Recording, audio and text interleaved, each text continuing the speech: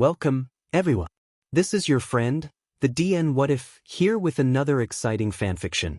Today, we're diving into the story of What If Deku Was Never Actually Quirkless? If you enjoy this video, don't forget to hit that like button and subscribe for more fanfiction content just like this. Now, let's get started with the fanfic. Oh, Midoriya, you want to go to UA too? The second those words fell out of Izuku's teacher, his body tensed in fear, already feeling the mounting bloodlust rolling off his classmates in spades. A familiar explosion is moved towards his face before landing on top of his already scorched desk, sending Izuku reeling backwards. Deku, you quirkless bastard. You are worse than these rejects. You doesn't accept people like you. Bakugo snarls, explosions at the ready to drive home his points. Well, actually, they got rid of that rule. You never know, I could be the first one, Izuku points out, still shaking a bit in his paralyzing fear of the malice coming from his classmates. I won't know if I don't try, right? Try? More like you'll die in the exams. Bakugo shoots back, this time with small popping explosions, holding Izuku up in the air by his shirt. Bakugo, sit down and stop interrupting class. Izuku's teacher curtly addresses the fiery display to maintain order of his classroom. That you can get him later is left unspoken but is not forgotten. With an angry grumble, he sits back into his own desk, allowing Izuku a brief moment to breathe easy. Their teacher gets straight back into the lecture he had prepared after the whole discussion about their future career paths. Even though he is taking notes diligently, Izuku can't help his spiked anxiety about the encounter, making his mind wander a bit as the death aura from his classmates still hasn't receded in the slightest. Welp, I should leave class quickly once school is over. Izuku thinks as he readies himself mentally for his speedy escape. Bakugo is the only one that hits the hardest when it comes to his mental defenses, since he is probably the only one who knows him as good as he does himself. Maybe even better in some cases. His words are just too on point sometimes, but it's because Izuku still believes him to be his only friend despite being an angry cactus most of the time. As such, he's basically his harshest critic. Ironically, despite his explosive personality and with how aggressive he always comes off, he's never even gotten a single scar from him. Plenty of burns that made him always have a good supply of burn cream on hand, sure, but they were never bad enough for anything more than that. Honestly, even those burns are more like scorch marks since his uniforms take the brunt of it anyway. He knows he could hurt him so much more, but he's never done it. His other classmates, though, aren't so considerate. As soon as the bell rings, Izuku scrambles to put everything away so he can leave as quickly as possible. Sadly, Izuku isn't fast enough because Bakugo snatches his last item from his hands, his notebook. Bakugo taunts him with it in front of his face while the rest of the class saunters out of the room without batting an eye, including his teacher. What is that? One of Bakugo's lackeys asks with a smirk that Izuku instantly shudders from since it's usually the one they give him. Right before they really try to make their blows hurt. Is that his diary or something? The two read the cover when Bakugo turns it towards them. Both of them starting howling in laughter at the messy lettering on the front, causing Izuku to involuntarily flinch. Really, that's so pathetic. The other one chokes out between laughs, barely containing his spasms while hugging himself. You can't take notes and hope that it makes you a hero. Blocking out the jeers targeted at him, Izuku addresses only Bakugo, knowing he hates to be ignored, especially since he probably took it for his full attention. Kaken, please give that back. It's mine. Instead of complying, Bakugo grins dangerously, smashing the notebook into one of his explosions. Before Izuku can let out any more than a small whimper, Bakugo tosses it right out the open window. Don't bother applying to the Bakugo accentuates playfully with a deceptively innocent grin on his face, chilling Izuku to the bone. Bakugo makes him jump when he puts his hand on Izuku's shoulder, his uniform already starting to smolder. Got it? Izuku just stays silent, knowing any response he would give would make his life end a little shorter than he would like, especially if the lackeys got any ideas. Explaining you can't really die is not on the agenda for today. With a scoff, Bakugo and his cronies start exiting the classroom, leaving Izuku shaking in anger. Man, I thought he'd have at least a little fight in him. One of the lackeys comment with clear disappointment of not getting a reason to beat him up today. Izuku turns towards the door to watch them leave in case they decide to come back for seconds. His anxiety spikes again when Bakugo stops in the doorway. Preparing for the worst, Izuku waits for him to come back and give his lackeys an excuse to give him a proper beating he won't ever forget. To his surprise, he instead just adopts another friendly grin as he turns to face him. You know, if you really want to be a hero that badly, there actually might be another way. Just pray that you'll be born with a quirk in your next life. Then take a swan dive off the roof of the building. Suddenly, someone is laughing. It only takes Izuku a moment to see the confused look on Bakugo's face for him to realize it's himself. Knowing it will backfire on him, he promptly stops, wiping any emotions he has right now off his face. Something funny, dipshit? Bakugo growls, honestly looking a little spooked to Izuku's strange outburst. Reactions like that always get Izuku beatings from his other bullies, so Izuku doesn't answer in his fear of what is to come. Panicking, Izuku suddenly gets a brilliant idea that will not only get him out of the building fast, but also get Bakugo off his back for a bit. It's sad to think he's never had to do this in front of him before now because he never truly had a proper reason to run away. He may hit hard, but at least he's never tried to kill him or scar him like the others. Adjusting his backpack straps onto him more tightly, he promptly walks toward the open window. You gonna answer me, a-hole? Bakugo rages, clearly completely losing his patience. You know, I hoped I'd never hear you say that. Did you know that's number 500? Lucky you. Izuku faces back at him with a defeated face. See you tomorrow, Bakugo. The second the words leave his mouth, Izuku does a backflip right out the open window to hide his hurt expression, barely seeing Bakugo's shocked face as he fell. This allows him to grab the tree right under the window to climb down to safety. He hears some yelling above him, but he ignores it as he jumps off the last branch with a roll that he has ingrained into his being from his gymnastics class he used to take when he was little. Not skipping a beat, Izuku retrieves his notebook from the koi pond, brushing off as much of the water as he can so he can hopefully salvage it later when he gets home. With a sigh, he starts his journey home, opting to take the long way just in case Bakugo wants to blow off some steam from his little stunt as well as to hide his tears from the world. I wonder what I should cook for dinner tonight. Izuku wonders as he wanders under a tunnel after the waterworks finally cease, and he tries to pretend he's okay again. I think it should be something light since I'm gonna run today. I'd rather not puke. A familiar feeling of death falls over Izuku, making him go on high alert. Suddenly, a squelching sound comes from behind him that causes him to whirl towards whatever is behind him. Ah, perfect, an invisibility suit. He shivers with disgust as he spots a huge grotesque blob of sludge that he assumes must be due to someone's quirk, emerge from the sewers. Without much more warning, the speaking sludge charges at Izuku, forcing him to skillfully dodge out of the way thanks to the many fights he has dealt with outside of Bakugo's view at school and his mother's torturous training sessions. Unfortunately, that is when Izuku's bad luck decides to chime back in as the sludge man catches him right before he lands his dodge. Hold still, kid, it will only be a few seconds. I've got to get out of the city quickly. You are a real hero to me, kid. I'm drowning.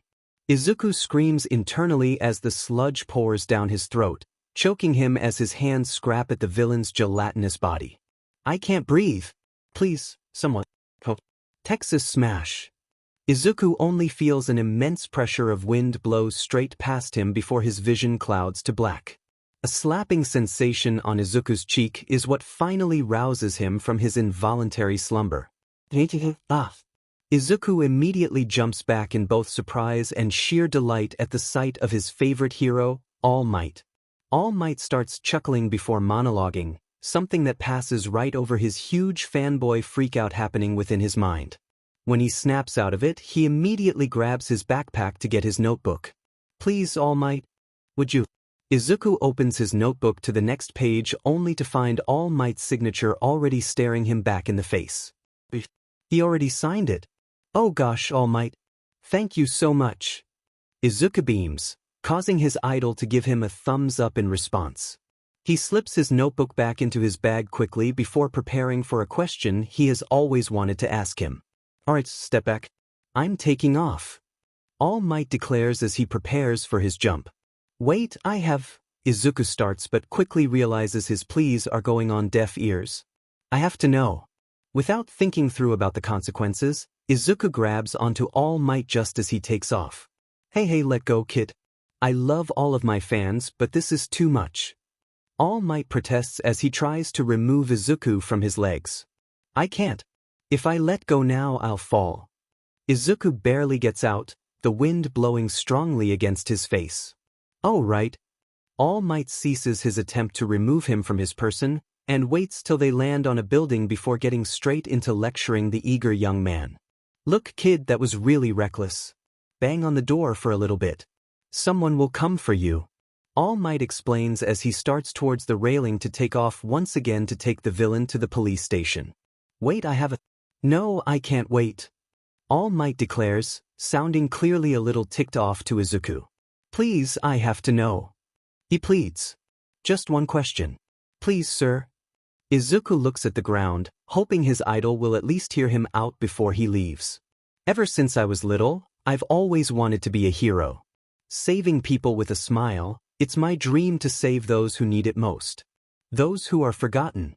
Those who think they shouldn't be saved. But I am kid without any real powers. I just want to know if I could ever hope to be someone like you. Izuku looks back up to his idol to find a scarily thin skeleton-looking man, freaking him a little out. All Might? Oh my god, are you okay? All Might coughs, bringing up quite a bit of blood.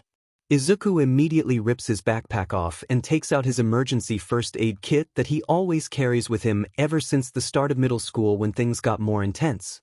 He rushes over with it, hoping it will help and that it's not as serious as it looks. All Might, where were you injured? I can help fix it until I can get you to a hospital. Slow down, young man. All Might says with his hands in a surrender position. I'm injured, yes, but it's an old injury. Izuku stops his pursuit, looking quizzically at him.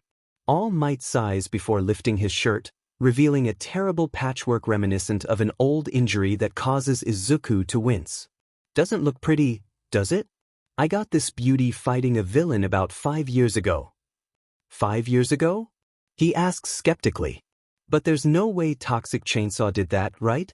I watched that fight and... I'm surprised that you remembered that. All Might chuckles slightly. At the obvious fanboy standing before him. But no, this was a different villain that I fought to keep under wraps from the public. I lost my stomach and a lung from it. Oh. Izuku says, feeling a little small at the grim prognosis. I'm sorry. Young man, this is the price I paid to make sure people are safe. There's nothing to be sorry for. All Might notes with a solemn look. You said you were quirkless, right? A foreboding shift in Izuku makes him start to feel a familiar feeling of sadness. But he doesn't want to lie to his idol. So, an indirect will do for now. I might as well be. All Might sighs. I'm sorry, young man. Even with a quirk like mine, I was still vulnerable to the likes of a villain. So no, I don't think you could be a hero without a quirk. It's simply too dangerous. IISC. Izuku's face doesn't shift in the slightest, not wanting to cry in front of the number one hero. If you want to help people, you can still help in different ways. All Might offers as the alternative. You could be a police officer or even a doctor. I know this is probably hard to hear, but you need to have a realistic dream that's actually obtainable for you. Yeah. Izuku somehow chokes out without giving any indication to his inner misery by looking back at the ground. Young man, I have to go take this villain to the police station now. Please don't tell your friends or posting about my injury online. It could put me and others in danger if you did. Izuku's head shoots back up in surprise. Of course I won't. After a moment of silent deliberation as All Might starts his walk towards the stairs, Izuku decides to add his thanks. I'm extremely sorry for disturbing your work. Thank you for being honest with me. Have a good day, young man. All Might enters the stairwell, leaving Izuku with his inner demons. The tears descend with fury when the door slams closed. They were all right. I am delusional, aren't I? I really am worthless. Izuku sniffs as he goes back to where his backpack laid with the first aid kit in hand, despite his shaking. He grabs his pen and notebook out of his bag when he returns his first aid kit back into its proper slot. There is only one thing on his mind as he writes into his notebook for what he hopes is the last time if there's a God that wants to be merciful today. I'm sorry I couldn't be a hero the world needs. I just hope it works this time, so I don't have to do it again. Looking over the city, Izuku decides to wait to let his tears drop until they want to stop before doing anything. Suddenly, an explosion in the city diverts his attention before he realizes it came from the same direction they flew. Izuku's blood turns to ice when he remembers not seeing the bottle in All Might's pocket when they both landed. Putting the two together, he stuffs his notebook back into his bag and sprints towards the scene, hoping his foolishness didn't cause someone innocent to die. Everyone stay back! Bekref exclaims as he sprays water on the fires caused by the villain's erratic movement. Demented. No one can get close. Our quirks aren't compatible. Death Arms shouts. We need to wait for a hero with a more compatible quirk to engage. Izuku's breath hitches when he sees the familiar green sludge over the crowd as he dashes toward the gathering cluster of civilians. This is all my fault. I did this.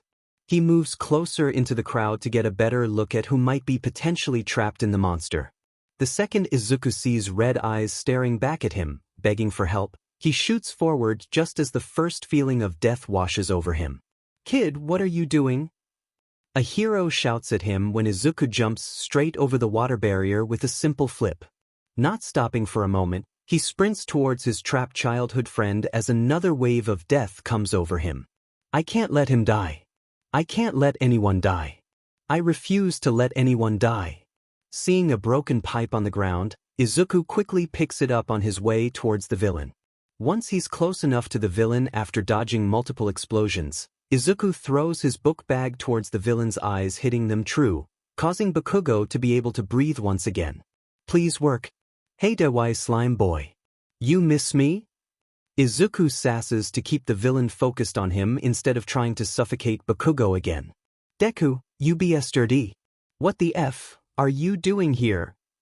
Bakugo screams at him as he drives the pipe into the sludge behind him. As he struggles to pry him out, Izuku screams back his reply. I couldn't just stand there and watch you die. You little fucker.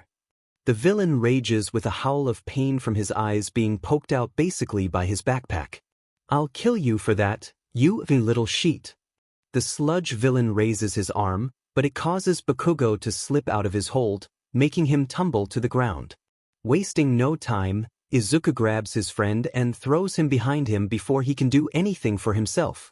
Bracing for the hit that he knows he'll unfortunately be fine with anyway, Izuku raises his hands in a defensive stance to protect Bakugo.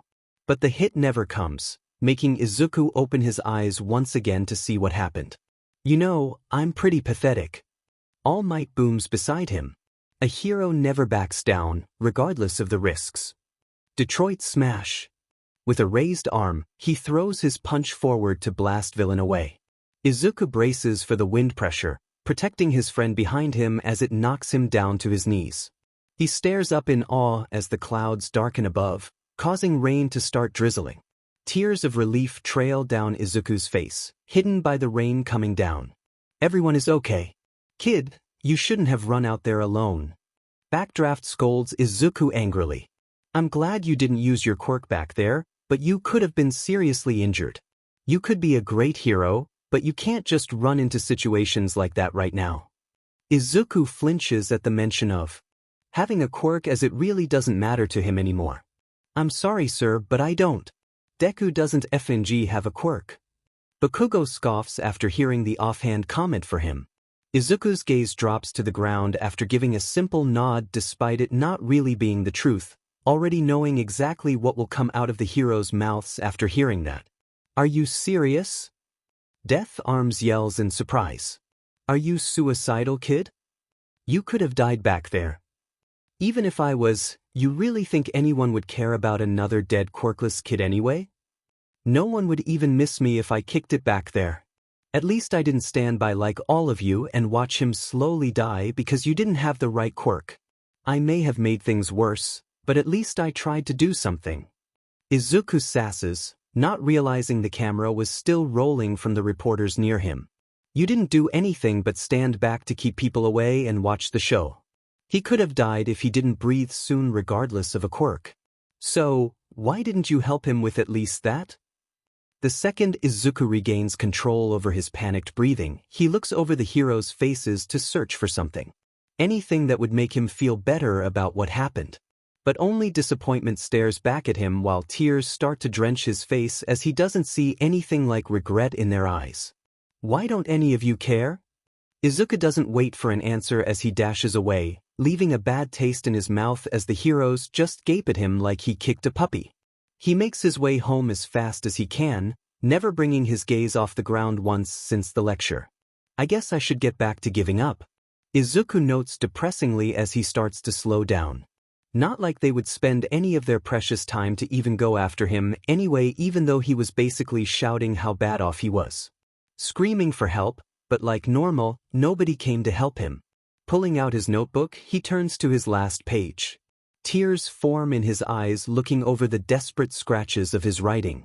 Drying his tears with his sleeves, he returns his notebook into his backpack before continuing his slow journey home. Mindless thoughts crowd his mind as he trudges along. "You?" The booming voice of Bakugo breaks Izuku out of his dark tangent, making him turn behind him. Oh great. Guess I should accept a beating before trying to kick it for the millionth time. I'm sorry. Shut the f up, Deku. Bakugo growls, cutting off his attempt to accept his punishment. I didn't need you there. I had everything under control. A few more seconds and I would have blasted the BSTRD away myself. You did absolutely nothing to help. You're right. Izuku admits, still looking at the ground. I did nothing but make everything worse. I always do. The F is wrong with you today? Bakugo growls with malice after a long moment of silence, finally really noticing his weird behavior. You look FING. Dead. Izuku laughs, but no smile ever reaches his face. Looking up, he delivers his response in monotone with a blank look on his face. Yeah, I feel like it. Just like a corpse. A long moment of silence stretches between them before Izuku decides to end the awkwardness early. See you tomorrow, Bakugo. Izuku lies before turning around to continue home to avoid a possible beating. He may want to die, but he's not a MSEST. Bakugo doesn't seem to protest as Izuku continues on his way, turning around a corner. Looking over his shoulder, he checks to make sure he isn't being followed by him anymore after a few minutes of walking. When he turns back around, Izuku is ambushed by a speeding All Might. All Might? What are you doing here? Izuku asks in surprise, leaving behind his melancholy. Hello again, young Ma. All Might sputters as his forms drops back to the skeletal one. After a wet cough, he continues. Sorry about that. Anyway, I wanted to talk to you, but I had to fend off the media first. Seeing where this might be headed, Izuku tries to cut away the pity at the source. All Might, stop. You were right. You don't have to pity me like this. I'm not worth it. Young man. All Might asserts with confidence. I was completely blinded by my own pain that I failed to see the raw potential in you. This is not pity. While you jumped out to save that boy, everyone around you hesitated. You, someone without any power, did more than any of the heroes there. Even myself. I just came in time for cleanup duty. All Might, please, he whines, trying to not get attached to the shred of hope starting to bud in his chest that his dreams aren't for naught. What is your name, young man? All Might asks, disregarding Izuku's pleas to stop. Midoriya Izuku, sir. Izuku replies quickly, hoping the conversation will be over soon so he can deal with his own grief in peace. Young Midoriya, you too can become a hero. All Might declares with absolute sincerity that brings Izuku's hope for the future flooding forward once again. Tears drip down his face as the sensation of the words he always desired to hear from anyone at all rolls around in his mind. I. Izuku can't contain the warm feelings swirling around inside him. I don't know what to say, All Might. No one has ever told me that. With a smile, All Might enacts his plan into motion. My power is yours to inherit. Huh? All Might laughs heartily at Izuku's reaction. My quirk, silly. I wasn't born with my quirk. It was given to me as a sacred torch that grows larger with each transfer to the next person who is deemed as worthy. Passing on someone's quirk? Izuku mumbles, starting a mini rant. There's no recorded record of such a quirk. Inherently, they are passed from parent to child, growing stronger with every generation. But to just straight up give someone quirk like exchanging a gift doesn't make any sense. Slow down there, cowboy. All Might cuts into his mumble fest to explain. My quirk indeed can be given to another person. The name of my quirk is One for All. I have been searching for a successor to pass the quirk on for the next generation to step up to the stage. Young Midoriya, I deem you worthy to inherit this power, but the choice is still yours. Do you accept? Without any hesitation, Izuku gives his answer with high hopes swelling in his chest and the fact that he actually gave him a choice to have a quirk for the first time in his life. Yes, of course, All Might. Knew you were such a go-getter.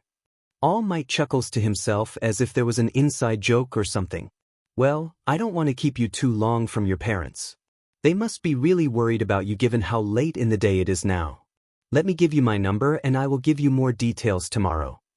The mention of his parents leaves a sour taste in Izuku's mouth, but he gives him his phone anyway with gusto. After everything is set, All Might sends his farewells, allowing him to continue on his way home with a slight pep in his step. Maybe today we'll have another big surprise waiting for me at home? Izuku hopes with an intense amount of longing. Mom, I'm home. Izuku declares with a renewed bout of enthusiasm that quickly dies when he sees no shoes at the front. With a sad sigh, Izuku notices an envelope on the ground that he recognizes instantly while he removes his shoes. Picking it up, he moves to the kitchen to get dinner started. As always, his letter to his mother is still unopened on the kitchen table. He deposits the envelope containing money for rent and other necessities on the counter as he prepares for dinner. He doesn't really know who sends the money, though he's always stuck to it being his mother, but he can't complain where he gets help from at this point. Beggars can't be choosers. Preparing the curry dish in the silence, Izuku decides to grab his headphones from his room to relieve the awkwardness. Humming along to an English pop song, he works his magic on the curry. When it's done, he sits at the table, giving his thanks for the food before he digs in. Halfway through, a text pings his phone through his headphones that prompts him to grab it out of his pocket. All Might. Hi, young Midoriya. I know this is late, but I would like to meet you at Dagoba Municipal Beach at 5 o'clock tomorrow morning. I will explain in more detail in person. Have a good night. Izuku. Sounds good. See you then. Laughing face. Izuku quickly researches more about the beach on Google Maps, finding it is only a 5-minute run away from the apartment. Satisfied, he continues his dinner in silence with only his headphones to keep him company. As soon as he is done, he packages up the extra for lunch tomorrow and heads to bed to get to sleep as soon as possible so he isn't late to meet up with All Might. With a smile, Izuku relaxes under his covers until his consciousness fades away blissfully. The second Izuku's alarm went off, he jumped out of bed, practically rushing himself to get to the beach as soon as he could. Of course, he said goodbye to Minoka-san before heading out of the complex, but unfortunately he had to decline having some of her freshly baked oatmeal cookies. He basically sprinted to the beach as a substitute for not being able to run yesterday after he changed into some of his workout clothes. When he arrives, he gazes out on the horizon that is obscured with garbage. Wow, that's a crazy view, huh? Izuku notes, staring at the points where the trash meets the sand and the sand meets the waves in awe. What a view, huh? Izuku whirls around in surprise to the elderly-sounding voice and finds a strange older man standing a few paces behind him on the sidewalk. He nods in agreement. Yeah, it is. The elderly man smiles. I remember when the beach didn't have a speck of trash like it was yesterday. My mother would take myself and my siblings here to swim during the summer. What a long time ago that was. Izuku turns his attention back towards the sea. I bet it used to be gorgeous. Still is, kiddo. The man asserts with confidence. A word of advice. There are always constants in the world, but even those change with time. Don't ever be afraid to take a chance to be one of those changes. Izuku turns back to face the man, but finds he has already started walking away, most likely to head back home from completing his morning walk. What a strange man, but I guess he has a point. He decides to hang his legs off the side of the wall above the mountains of trash crowding the beach as he waits for All Might to show up. A good 30 minutes or so pass him by as he surrounds himself in the sounds of the waves crashing against the sandy shore. Snapping out of his daze, Izuku looks down at his phone. The time 5:23 am stares him back in the face. Anxiety attacks him as he realizes that yesterday must have been a wild hallucination after having a bad episode. Before he decides to leave, he gives one more look at the sad beach as the old man's words come flooding back to him. Making a silent deliberation, he jumps down towards the sand from the ledge and starts inspecting some of the trash. Izuku finds a large red wagon that seems to be in mint condition, probably dumped relatively recently. With a sigh, he drags it out with ease and starts loading some of the trash onto it. The trash scrapes at his hands, leaving them bleeding and raw, but Izuku persists his seemingly impossible crusade as the pain never bothered him anyway.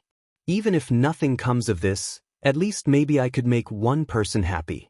A buzz from his pocket breaks Izuku's concentration, causing him to drop the item he was trying to pry out of the stack on his wrists, making him wince for a short second. The pain is tolerable, so he just shakes it off and places the item in the wagon before addressing his phone. All Might, look up. Eyes wide, Izuku looks up to a waving, deflated All Might. With a renewed energy, boulders straight up the seawall to meet him. Wow, slow down, kid. You could have easily taken the stairs. All Might chuckles at Izuku's spunk. Adopting a more serious tone, All Might addresses the elephant in the room. Sorry for being so late, young Midoriya. I had a few people who needed saving on my way here, and the time just got right past me. Oh, it's fine, All Might. Izuku says to not worry his idol since he's relieved yesterday did actually happen. Well, I don't really know why we are here, but I do have a request to ask of you before we get started or something.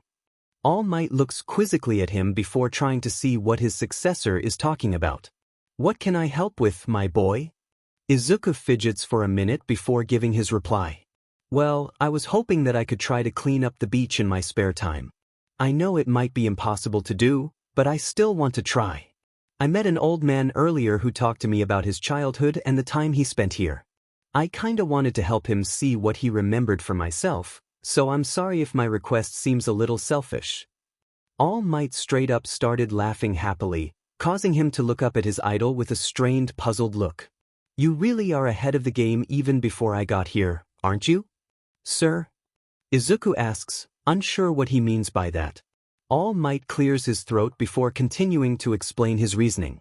I had brought you here to actually clean up the beach as a part of your training to make you a proper vessel for my quirk as you aren't quite ready to inherit my power yet. I thought you said I was worthy? Izuku whines in defeat, not sure what he already did wrong.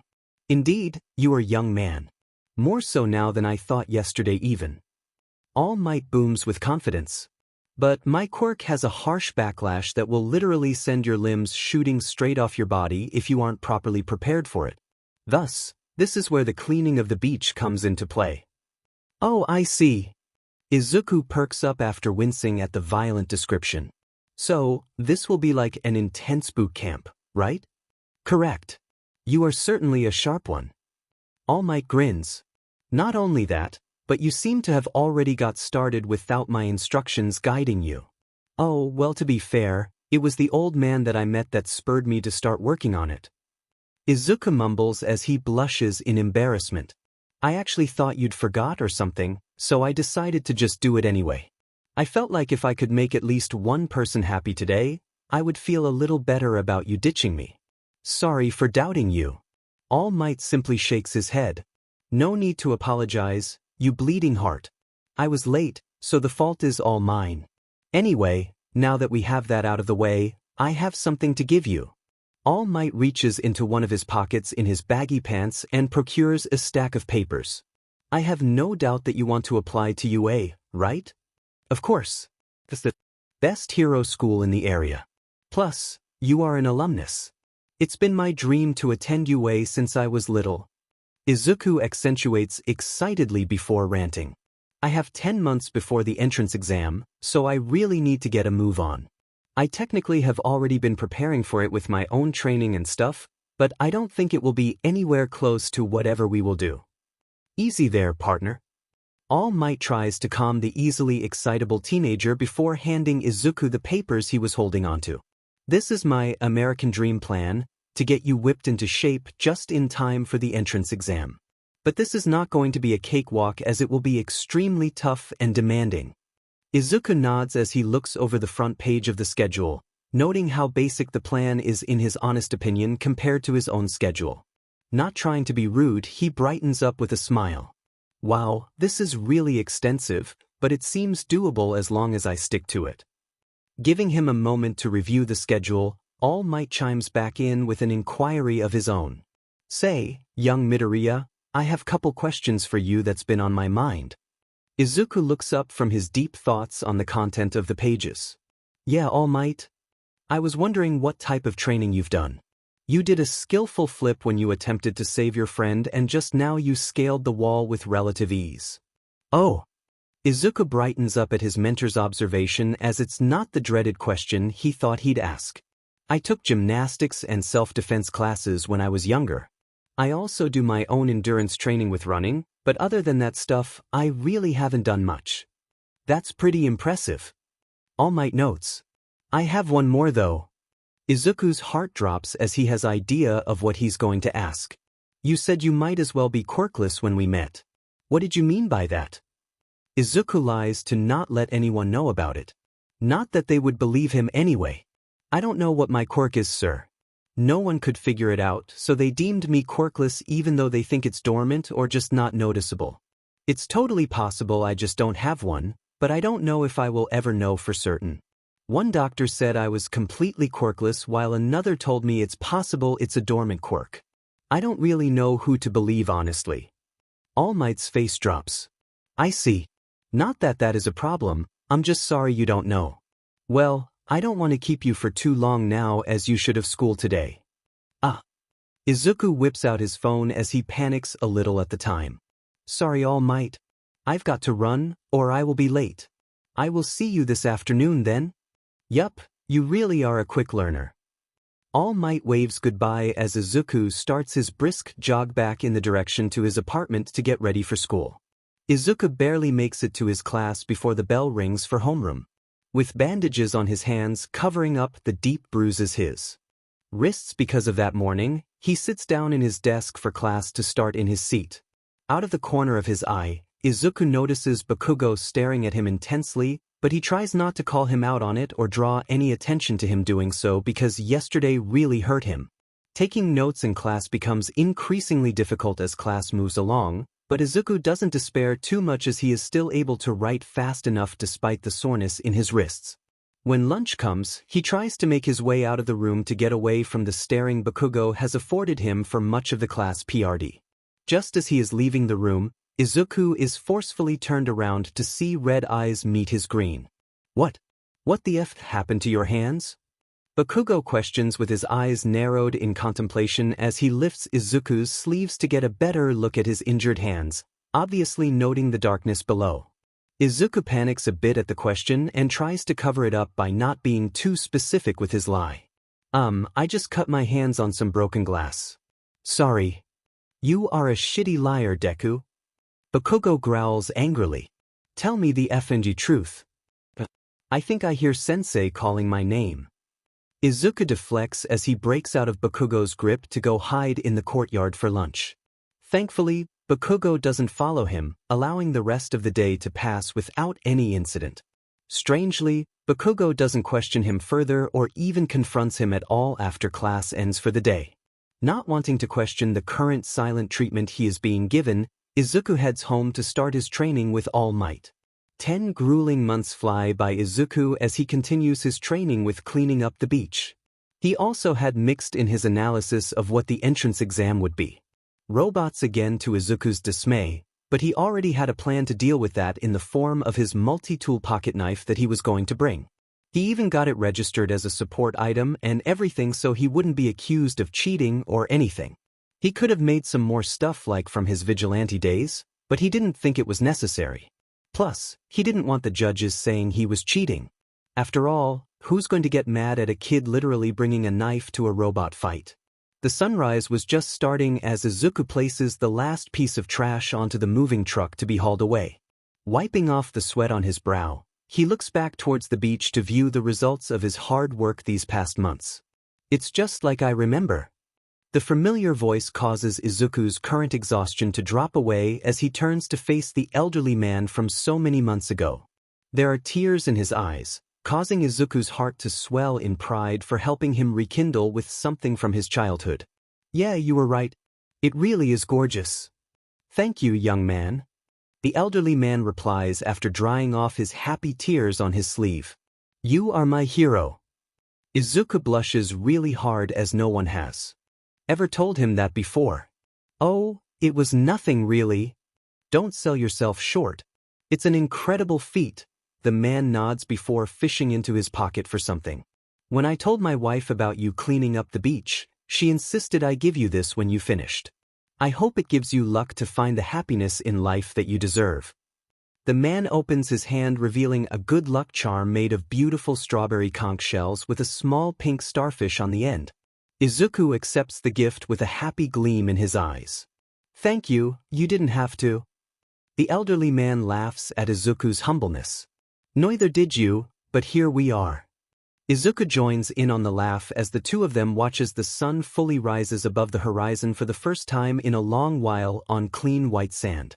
30 minutes after the old man had given his condolences, All Might finally arrive to see his progress as Izuku sits on the edge of the sea wall, admiring the view. Oh my goodness! All Might exclaims in English, catching Izuku off guard. You really cleaned the entire thing, you overachiever. Yeah, I did. Izuku grins with a stunning confidence. Oh, All Might, look. He jumps up to greet him with the sight of the lucky charm the kind old man gave him a little earlier. I saw the old man again.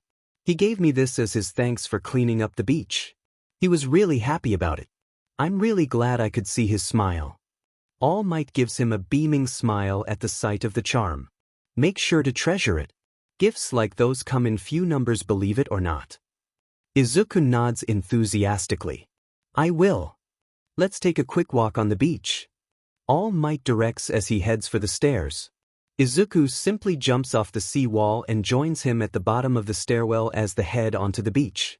In these few short months, you really have grown a lot, young Midoriya. He nods in agreement as they walk, noting that he hasn't once had any of his episodes since starting the training. In fact, Izuku had made a pact with himself he wouldn't do it anymore. I agree. These past couple months have honestly been the best. All Might stops their walk to face him more directly. No matter where we go from here after today, remember this moment as your beginning to your bright future. This, young Midoriya, is your origin. Never forget it. I won't. Izuku declares with pride swelling in his chest. All Might plucks out a hair from his head. We should give you your graduation present now. Eat this. Huh? All Might laughs sheepishly. In order to transfer my quirk, you have to take in some of my DNA. Now down the hatch. Oh my god, I'm going to get sick from this. Wonder if you can die from eating hair? Well, only one way to find out. After a few moments of struggling, Izuku finally downs the hair, making him feel really queasy at the bizarre interaction. Blah, that was really horrifying. My life flashed before my eyes. All Might chuckles at his reaction. I said the same thing, you know. I don't really feel any different though. Izuku points out, feeling like it didn't actually work. Don't worry. It takes a couple hours for your stomach to digest it before it will take effect. All Might explains diligently. I regret not having enough time for you to take it for a test drive, but we did the best we could given the time frame. In fact, you exceeded my expectations. I must warn you though that the backlash of my quirk is pretty harsh. Your body was made in a hurry, so it will not be so easy to control at first. I see. Izuku files that away for future Izuku to deal with. So how do I use it? I've never used it before, so... Yes, of course. All Might interjects. To use one for all, you need to clench your butt checks and yell this from the bottom of your heart. Smash. Oh my all might, you can't be serious. Okay. Izuku questions, not sure if that really helps him at all since it's so vague. You'll see when it kicks in. All Might assures him with a warm smile. Anyway, you should head back to get ready for the entrance exam. Good luck, young Midoriya. I'm rooting for you, my boy. Thanks, Dad. With that, Izuku gives his goodbyes as he races home to get ready to take his first big step towards his future while hiding his increasing red face. The new addition to Izuku's backpack sways in the wind as he practically skips to the entrance of his dream school. A familiar angry stare hits him in the back, causing him to reluctantly face his childhood friend once again. For the past couple of months, Bakugo had been really quiet, not really causing anything except for his unsettling ever-present gaze. At first, he was super worried about him, but after a few times of Bakugo directly avoiding him every time he tried to approach him, he just let him be since he wasn't coming after him anymore or sending jeering messages to him. Of course, that never stopped everyone else from that memo. Izuku had to jump out quite a few windows to avoid beatings that would have severely messed with his schedule if he was cornered. The bullies weren't exactly happy about that at all, as they have been pushing his stealth capabilities to the max as they try to get him for avoiding them. Good thing he was already so used to running away. Deku. Bakugo growls as he starts walking past him. You should have FING stayed home. Izuku just flashes his back with a winning smile. Good luck, Bakugo. Only an audible grunt can be heard from his friend that suspiciously sounded like, I don't need it, before he speeds away towards the building. With a happy sigh, Izuku grips the straps of his backpack a little tighter before taking his first step to the rest of his life. At that moment, he stumbles over a raised brick, making him start to feel gravity catching up with him. Or I'll just die right here. Huh. Izuku stares down at the ground as it has stopped moving. Looking to side, he sees a girl with short brown hair, wearing a warm smile looking at him. Putting two and two together, he smiles sweetly at the kind stranger. Sorry about that. The girl moves Izuku back to an upright position before bringing her hands together, causing him to feel gravity once again. I would have asked to use my quirk on you, but it would have been bad luck if you tripped. I hope you don't mind or anything. Izuku just nods. Stunned, the girl is even electing to speak to him without reservations. Well, see you inside. Good luck. The girl waves as she continues her walk to the entrance of the test building. Oh my god, I just talked to someone my own age without them hating me. Izuku internally screams in joy. UA is amazing. With a pep in his step, he enters the building to take the written portion of the exam. 3 grueling hours and a pleasant outdoor lunch later, Izuku returns to the orientation building for the practical portion of exam.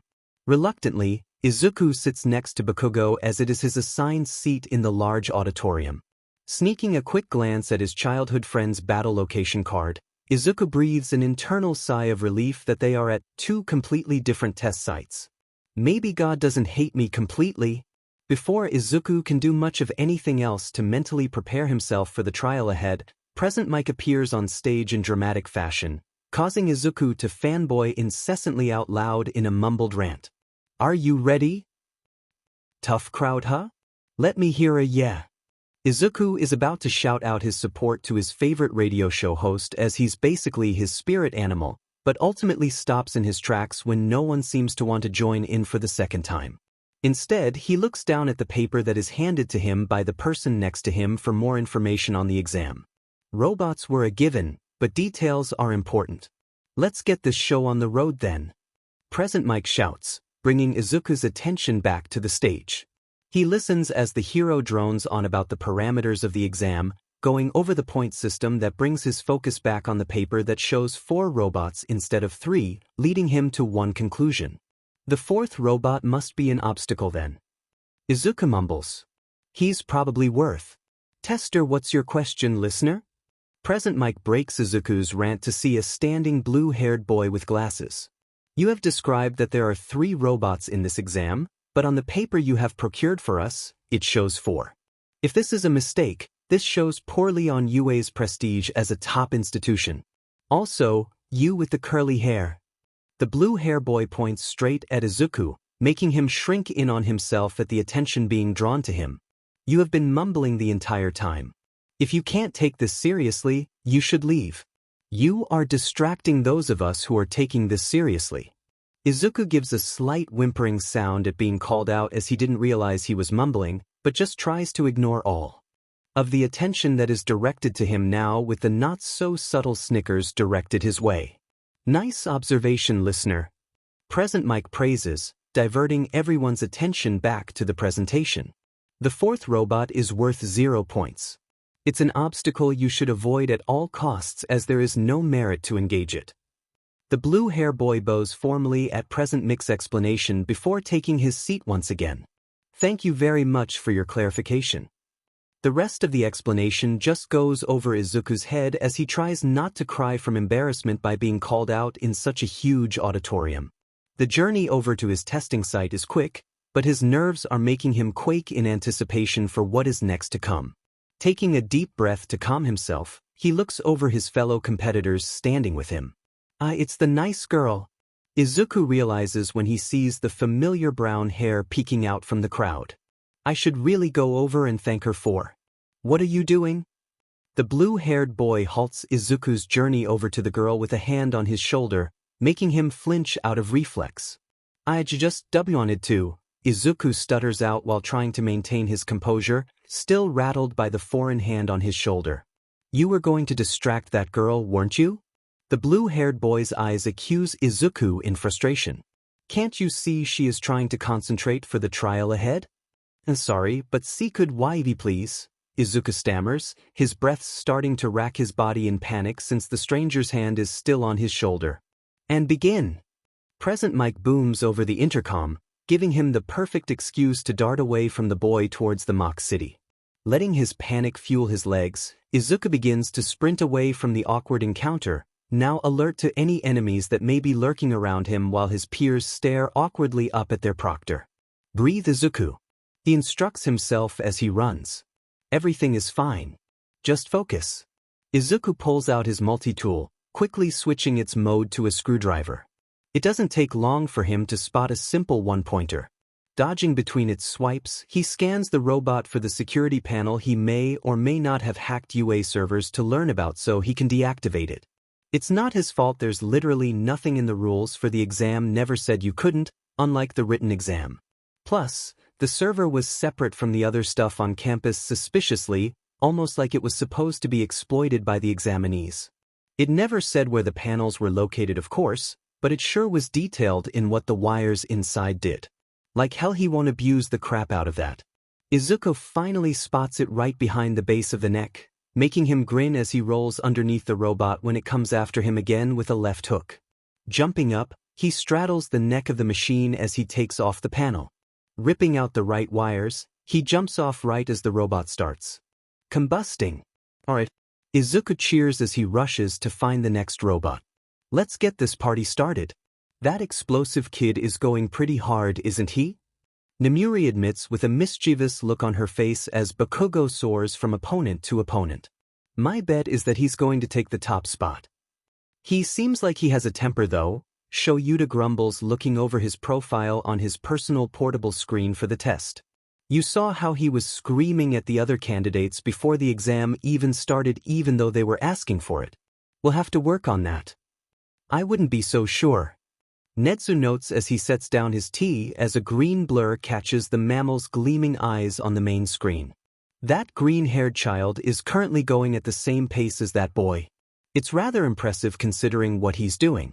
Even more interesting is the fact that he knew the wire placements. It's been a rather long time since someone has actually gotten a chance for my espionage points, though I doubt he needs them. All of the teachers move their attention to the screen with the green-haired participant who is expertly dodging and rolling as he gets close to straddle the robots on the back of the neck to open the panel to tear out the correct wires, effectively blowing up the robots. What is his quirk? Cementos asks gingerly. Does he have a mental quirk or something? Netsu pulls up the student profile for Midoriya Izuku on screen for all of the teachers to read along with his current score of 57 villain points and 10 espionage points, just then updated by the gleeful Netsu, of course. After a moment of pause, the room erupts into confusion. Wait, so he has a strength augment quirk? Hound Dog asks in confusion. Why isn't he using it? He would be able to destroy the robots much faster that way. Is he doing this as a joke? Shoyuta narrows his eyes in contemplation as Izuku bounces around the area. Or is there something wrong that made him have to find a workaround? Either way, he's going to be such a problem child. You can have him, Eraser. Vlad King announces automatically after sparing a glance at the maniac look in their boss's eyes. I'm not touching that kid. Nedzu sips his tea loudly before he cackles happily, giving All Might a knowing side glance that makes him stiffen a bit. I guess we should see what happens when we bring out the big guns. Izuku is panting pretty hard after he barely made it off scot-free from the last three-pointer he blew up. Catching his breath, he turns towards the main street area to find more robots as his corner alley is out of fresh targets. Just as he enters the street, he feels the familiar sense of death that makes him tackle an unsuspecting student out of the way of a robot with a piece of its arm sharpened to a point from another participant who tried to take it down and failed.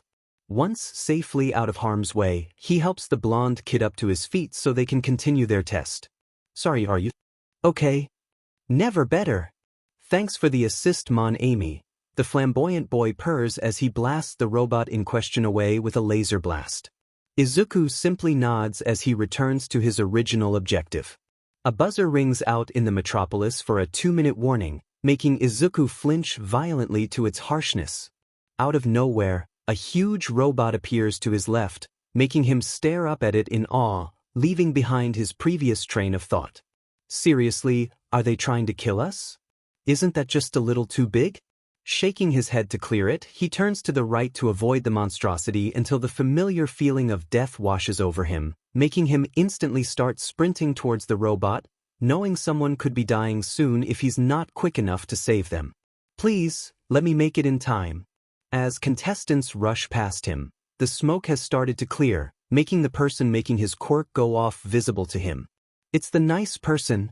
The second Izuku sees her struggle to get free, his anger flares as he goes through situations to fix the problem in front of him. Looking up, he knows there is no way to stop the robot unless he uses the quirk All Might gave him. With nothing to lose, Izuku jumps doing what All Might told him to do, hoping it works. Izuku has no regrets. You know what, I have one regret. This hurts. He knows his legs are broken and his arm is too as they flap in the wind wildly. But was it worth it? The raw power was exhilarating. Felt amazing until the point he felt gravity come back and his nerves decided now was a good time to become active to tell him all about how badly he effed up. He looks down at the rapidly approaching ground as a terrifying thought comes to mind as it starts to send him into a panic attack. Oh my god, they are going to find out about my quirk. All Might is literally going to kill me. A slap to Izuku's face jolts him out of his panic. After a moment, he realizes he's floating. With the panic is over, he calls foul. You two got moody but prick. At least take me out to dinner first. After a sigh, Izuku feels gravity hit him again as hits the ground, making him groan in both pain and annoyance. Looking over to the nice girl, he tries to crawl over to her with his one working hand dragging himself along. Hey, are you okay? She looks up with the sickest look on her face before concern hits her face. Oh my god. What the heck happened to you? He chuckles to make light of his raging pain to make himself not stutter like the hot mess he is right now. You should have seen the other guy. She giggles, making him join in on the laugh. After a moment of allowing their laughter to subside, Izuku realizes that he dropped something important in his rush to save her. Looking out to the crowd of people staring at him like he's a madman, he tries to get their help. Hey, can someone do me a solid and find my multi-tool? It's white with a pattern carved in it. Kinda important. To me, and I dropped it while dealing with scrap metal McGee over there. I would do it myself, but my bones are mush. To his genuine surprise and delight, the group around the two of them actually helps him out. The blue-haired boy is actually the one who finds it, placing it in front of him as a peace offering. Izuku smiles brightly at the boy. Thanks so much. I owe you. The boy bows his head. Before he can say anything he seems like he wants to, he is shooed away by Recovery Girl, who heads straight over to the two of them to heal them. Please heal her first. I think she may have hurt her ankle when the concrete fell on her. Hush you. Recovery Girl chastises but complies as she kisses the nice girl first. You're the one with the grievous wounds. I swear you are going to be such a problem if you get in. Izuku smirks with a victory sign with his uninjured hand. Oh, you are going to hate me. Recovery Girl chuckles as she shuffles over to Izuku. Now dear, you are probably going to pass out from this, so don't worry. We will take you to the infirmary to rest up. He nods reluctantly as the pain starts to recede from her quirk. Immediately, he jumps up as he has been that exhausted before with terrible injuries and had to keep fighting through it. He instantly starts flexing his muscles to see if everything all good now. Thankfully nothing is amiss as he turns to the currently shocked heroine. Thanks, Recovery Girl. Got a jet. Izuku grabs his multi-tool from the ground and he absolutely sprints away towards the exit as he knows he's going to have a panic attack if he doesn't get away fast enough, ignoring the protests from her to wait a moment. As he nears the end of the track, he stares right at one of the cameras he saw from the beginning of the exam with an angry visage that he had been hiding since saving the blonde kid. Frustrated as he loses a few tears, he signs the following message regardless of the consequences of being found out. If I didn't do anything, you'd have 2 dead kids on your hands right now. Holy shit, what the hell, kid? Hizashi states in complete shock at the participant's morbid message through the intercom connecting all of the proctors in the field. Zashi, what did he sign? I only know simple commands. Shoyuta curiously asks, seeing how distressed he is on screen. He said that if he didn't do anything, there would be 2 dead kids on our hands right now. Hizashi supplies with a grim look on his face. Given how upset he is, I think he really thought they would die if he didn't do anything. The teachers all look at the running kid whose angry and frustrated crying expression hasn't dropped in the slightest as he speeds away from the test site in total shock, unable to understand why the participant came to that conclusion since they had multiple security measures to prevent that scenario from happening. It was just a simple test, no one was going to die. What are you hiding, Midoriya Izuku? Shoyuta contemplates as he runs the exam over and over in his head to figure out what piece of the puzzle he missed. The second Izuku gets home, his panic is in full swing as he starts hyperventilating. Gasping for air, he hurries to the kitchen to grab a knife. It is only after a moment of it hovering over his heart that he realizes what he was about to do. In shock, he drops the knife and starts violently crying on the floor, curling in on himself. I promised I wouldn't do that anymore. I promised. Izuku chants over and over in his head as he tries to cry out the frustration he feels about the exam. A knock to the front door makes Izuku blood run cold in shock as it breaks him out of his circular thinking. Clearing his face of his regret, he puts the knife back into its proper place as he goes to the door to see who is here. Looking through the door, Izuku sees his childhood friend looking agitated standing outside. Why is he here? Taking a deep breath, Izuku opens the door to see what he wants. But what are you? You're a mess, Deku. Bakugo notes after taking in Izuku's face that's poking just outside the door. Izuku wants to die inside to be seen like this as he gives his friend a really look. If you came to make fun of me today, I'm not interested. You can wait till tomorrow like everyone else. Bakugo's face snarls, but to Izuku's surprise it doesn't really come out in his voice. I wasn't here for that, dipshit. Izuku perks an eyebrow at that. Then, is Auntie here?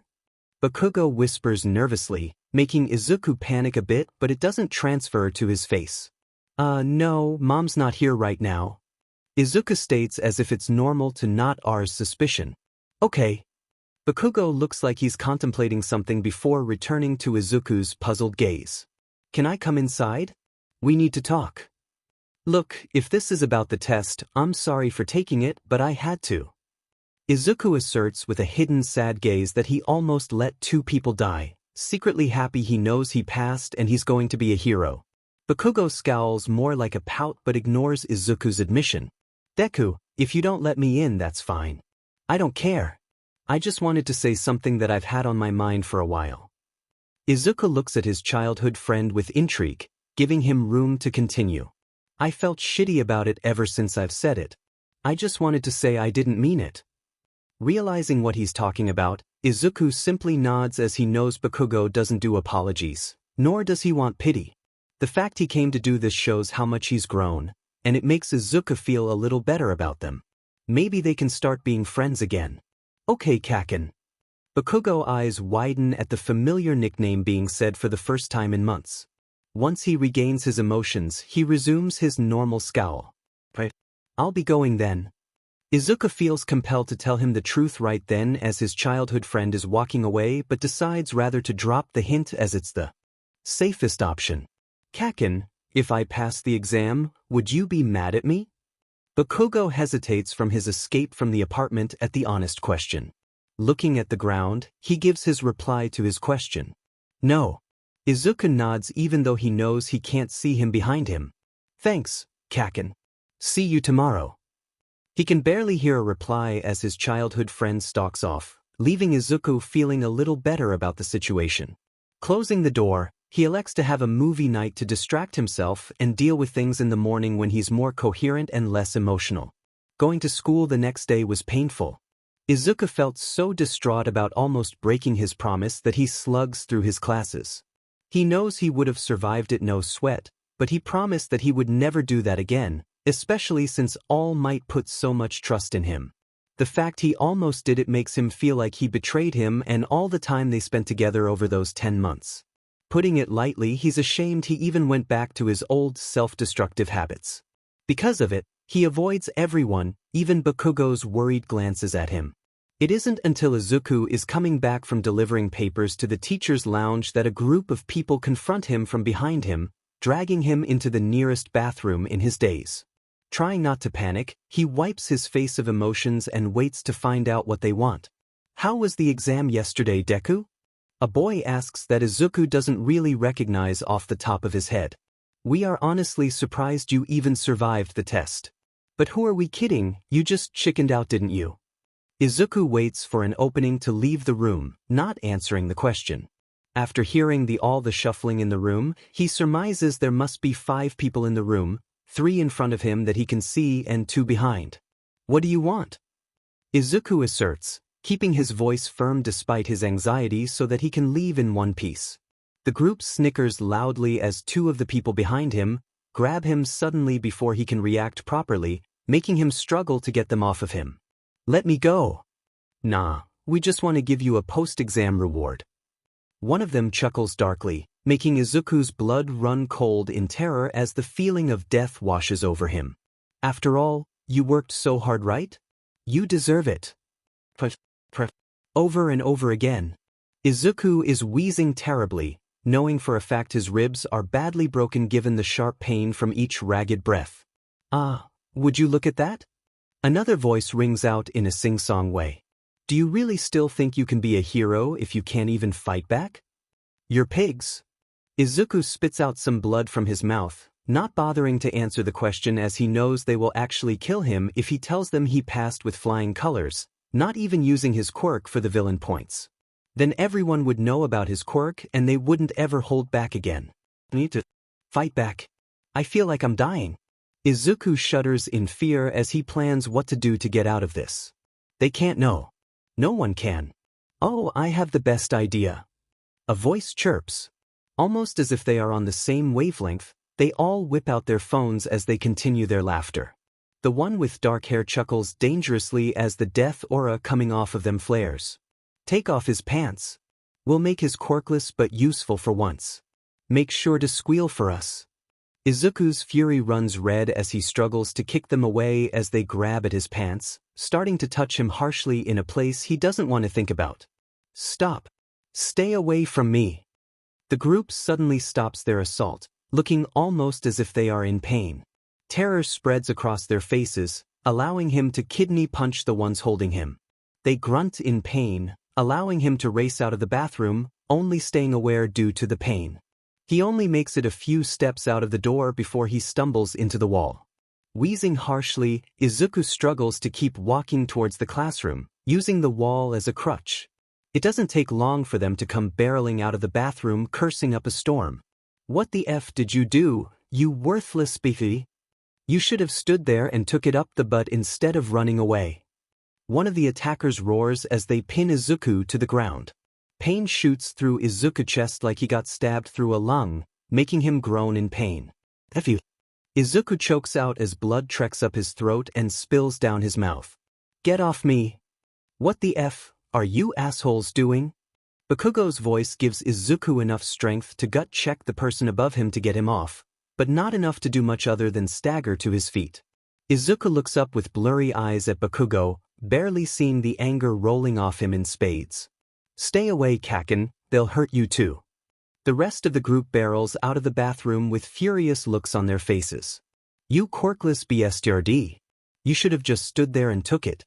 You are only useful as our cum dumpster. Izuku finds enough strength to stand up and take a deep breath before punching the crap out of the person closest to him in the throat, knocking the bastard straight on his butt. And you are only useful as a punching bag. Out of any more strength to keep fighting, Izuku collapses, still wheezing in his pain. He can hear fighting above him, but his brain feels fuzzy, so all he can do is slowly wait for death to claim him as he feels the familiar slip happening. I'm sorry. I'm so sorry. I promised. 1, 2, 3, 4. Breathe, goddamn it. A breath of air comes into Izuku as he feels rhythmic presses to his chest cease. He spurts as he hacks terribly, the air filling his lungs harshly like they are on fire. Opening his eyes, he sees his childhood friend looking at him with panic. Deku. Sheet, can you breathe? Izuku slightly nods as he takes in more controlled breaths of air for a minute as his friend looks at him frantically. Kaken, you need to get out of here. They'll hurt you too. Izuku finally croaks out. Bakugo scoffs angrily. Shut up, Deku. Those BSTRDS got what was coming to them. What the f happened? Izuku averts his eyes. I'm fine, Kaken. You don't have. The F you are, Deku. You weren't even breathing just now. Bakugo yells in his face, making him flinch at the intensity. I'll repeat it since you are such an insufferable BSRD. What the F did they do to you? Why do you care? Izuku loses a tear but no more as he keeps his gaze away. They just wanted to beat me up. What's new? Bakugo looks livid at his lie. I heard what they said. What did they do? He flinches at Bakugo's intensity as he tries to sit up. They cornered me and dragged me into the bathroom. They held me back as they took turns to beat me up while I struggled to get away. Then they tried to take my pants off. I fought back and got away for a moment before they could do anything. You know the rest. F-. Bakugo gets up and paces for a bit as Izuku continues to catch his breath. We need to get you to the hospital. They literally beat you to death. No. Izuku yells back, scared of being found out with his parents' situation, making Bakugo stop his pacing in shock. Shut up, Deku. You aren't getting out of this. Bakugo already has his phone out, obviously to call an ambulance. They will get me in trouble since I fought back. I can't have a black mark on my record. Izuku bites down his shame as he tries once again when Bakugo just looks at him like he's an idiot. Please don't. Mom would kill me if I had to go to the hospital. I have a first aid kit in my backpack. I can fix myself up. Please, Kaken. I can't make her worry. Bakugo huffs, but seemingly relents to his instant relief. FNG fine. But I'm taking you home with me to get you cleaned up. Can you walk? Izuku silently thanks him for his unorthodox help. He struggles for a minute, but he can stand. Just a little woozy, I think. Looking around him, he doesn't see the people who attacked him, prompting him to ask his childhood friend for answers.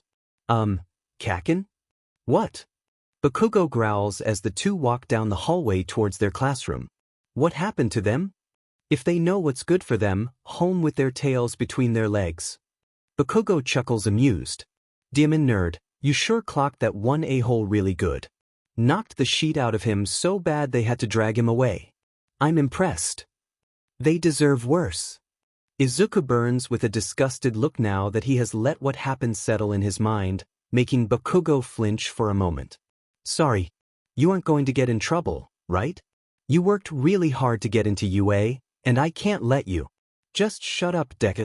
If those assholes say anything, they'll be dealing with a whole world of trouble. Bakugo shoots back curtly to his surprise. The rest of the walk to the classroom is silent. Izuku pads his ribs to feel if they are still broken since they don't feel as bad before he passed out and finds them totally fine. Sheet, I really died, didn't I? Thank God I died from something internal, otherwise there would be hell to pay right now. The second they are back in the classroom, Izuku hobbles over to his backpack to get his first aid kit out. Bakugo stands by the door, silently observing as he fixes himself up. Once everything seems to be okay, he puts on his backpack with a wince to join him at the door. Keeping his eye line down, Izuku tries to argue for his freedom. Kaken, you don't have to take me home with you. I'll be fine. And let Auntie see you like this? Fat FNG chance. Izuku's face contorts as he pleads his case. Mom's not home right now. Plus, if Auntie sees me, she'll blab to her. I'll be fine, not my first fight, you know. His friend looks at him with a concerned, yet bloodthirsty look. Deku, I'm only going to ask this once. Have those assholes done anything worse than what they did today? No. Usually I can either get away or avoid them altogether. I'm not defenseless, they just jumped me before I could do anything, so today's probably the worst by far. Izuku averts his eyes as he lies convincingly. My first aid kit isn't exactly for show, Kaken. I don't know why you suddenly care. Bakugo growls, ignoring his cheap shot, running his hand through his hair in frustration. Why don't you FNG fight back? Izuku looks at his friend as if he's stupid before he realizes he's completely serious, making him sigh. You don't know, do you? Bakugo narrows his eyes in confusion. Are you on about? Kaken, I literally can't fight back, and everyone knows it. Izuku averts his eyes. And it's not because of a quirk. Bakugo stops mentally as he looks him over since his serious shift. What? Izuku zeroes in on his face to explain when he sees he's totally serious about not knowing. You seriously never noticed I always let them beat me up at least once a week on purpose? You're smarter than that, Kaken. If I didn't let them, they would actually try to kill me the next time they caught me. Trust me, I know from experience. I don't fight back because I'm trying to survive in the long run and not get a black mark on my record for fighting because we both know I would be blamed for it. Then I'd never be able to get to be a hero. Deku, why the F don't you tell anyone? Bakugo inquires as he starts to see his point, already mentally kicking himself for never connecting the dots between how limp Izuku would get whenever someone messed with him. Especially with how frequent his injuries were as well. Izuku laughs back in frustration with no filter given how hyped up he is. You really think they are going to help the Quirkless kid? I bet they'd let those JRKs kill me before they would raise a finger to help. They'd probably give them a gift basket as a thank you too. Even if I figured out I had a quirk, you really think anyone would suddenly care enough to do anything to stop it? I'm nothing more than their punching bag. Bakugo looks up in surprise, almost in glee, just like a dog wagging its tail. Wait, you have a quirk? Izuku's face burns with embarrassment as tears prick at his eyes when he realizes what he said. I want to go home. He tries to bulldoze his way out of the classroom, but Bakugo holds him back by the shoulders. Deku, do you have a quirk? Don't lie to me. Izuku wants to say yes to him as he hasn't seen Bakugo so happy since they were kids, but the questions that would string forth things he couldn't answer. Please, Kaken, I just want to go home now. I can't stand being here anymore. I can't. Seeing him starting to break down snuffs out any of Bakugo's desire to know as he begins to hyperventilate. Izuku curls in on himself as he hugs his knees on the floor, trying to breathe normally again. Hey, it's okay, Deku. Bakugo says as he tries to calm him down. I should have been there faster. Izuku shakes his head slightly as he continues his silent wailing, unable to speak at this point as his panic is finally catching up to him about what happened. After a few minutes of trying to calm down, Izuku finally chokes out what he wanted to say. It's not your fault. I knew they would try something, I was just being stupid. I shouldn't have let my guard down. Deku. Bakugo solemnly notes. I know you failed, but you can't give up like this. I hate seeing you like this. Izuku decides to just rip this bandage off right here, as if he doesn't, he might get very mad at him later. I didn't. Bakugo stares at him wide-eyed. Deku, don't lie to yourself like. I'm not. Izuku affirms, looking him dead in the eye. I got 63 points. I passed since the threshold is 45. How? Izuku takes his backpack off and shoves his multi-tool into Bakugo's hands. The white multi-tool is still a little bit scuffed from the explosions, even having a few green paint specks from the robots on it despite Izuku's best efforts to clean it after the exam. It's not much, but I used it to take the panels off the back of the robots' necks. Ripped out the wiring and they went boom. Bakugo grins like a maniac. You crazy BSTRD. You never give up, do you? Izuku smirks as he returns the multi-tool back into his backpack. Can't help it. You know that. When we get our letters, let's go celebrate, okay? Bakugo affirms with a smirk of his own. Regardless of what they say. Izuku smiles gently as he nods, thinking maybe their friendship isn't as gone as he thought. Yeah. I've got the perfect place in mind. This is your hero academia. Izuku sniffles as he wipes his face with his sleeve. I did it. I really did it. I've got to call Kaken and tell him. He picks up his cell phone off his bed and dials his number, excited to share the good news. While the last 2 weeks have been filled with nerve-wracking anxiousness about the results, he has been more at peace knowing he had someone finally in his corner at school. Plus, just the fact of having a friend again that he could talk to about stuff was great, even though it's mostly just been school-related at this point. It takes a moment, but he finally hears his friend pick up. Deku. I got in. I got 77 points. Bakugo chirps back before he can even give a greeting. Those shitty bots didn't know what hit them. Izuku's stomach drops as soon as he registers the fact that he got significantly more points than his friend. Oh no, Kaken is going to kill me. Crap. Deku? Bakugo asks tentatively after realizing he hadn't spoken yet for a good minute. You got in, right? Oh, Izuku nervously fidgets. I got 63 villain points. After a longer moment of silence, his friend comes back with an angry-sounding voice. They didn't let you in, did they? Oh no, Kaken. They did, I swear. Izuku reassures him. I passed. But. He sighs. Might as well get this out of the way. I also got some extra points along with those points. Extra? Rescue points. And apparently espionage points are a thing. Izuku informs. I got quite a few. Another moment of silence comes over the two. How many is a few? Sighing, he rips off the band-aid. 85 extra points. A long silence comes over them, making Izuku increasingly anxious that their newly reformed friendship is going to be broken again because of his friend's extreme competitive streak that's way more than a kilometer wide. Please don't be mad, Kaken. I didn't know they were even a thing. You even got more villain points than I did. You still beat me. I swear I wasn't trying to beat you. I just wanted to get in, nothing more. Stop rambling, nerd. I'm not effing mad at you. Bakugo asserts with a hint of pride leaking into his voice, surprising Izuku. I'm FING proud of you, goddamn it. You little sheet. I knew you'd do it. FING finally. We're gonna be heroes, Kaken. Izuku realizes in awe as it really starts to settle in. Of course I am, nerd. That was a given. You just needed to FNG catch up with the rest of us. Bakugo scoffs back as if it was obvious. Izuku snorts at his friend's childish reaction. Says the one who got less points. Don't get so effing cocky over this, Deku. Bakugo chides playfully. This is only the beginning.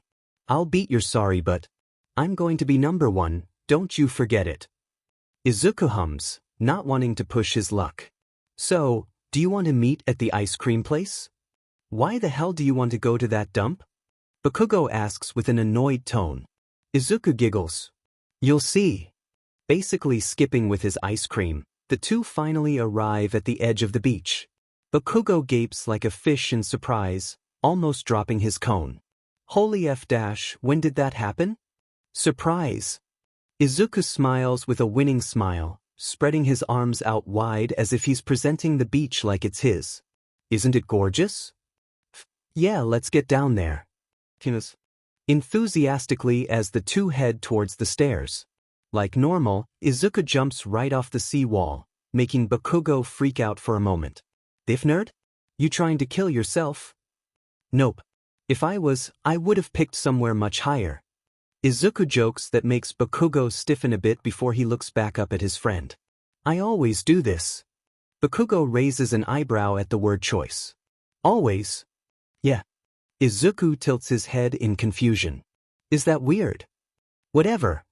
Bakugo huffs before he jumps down as well. His legs sting a bit from the landing, but he isn't going to complain if the crybaby took it like a champ too. Once together again, the two sit down in the sand, watching the sunset start to come over the horizon, passively eating their frozen treats.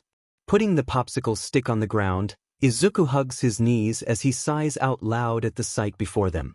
Hey, Kaken. What nerd? I'm glad we're friends again. Bakugo turns slightly red.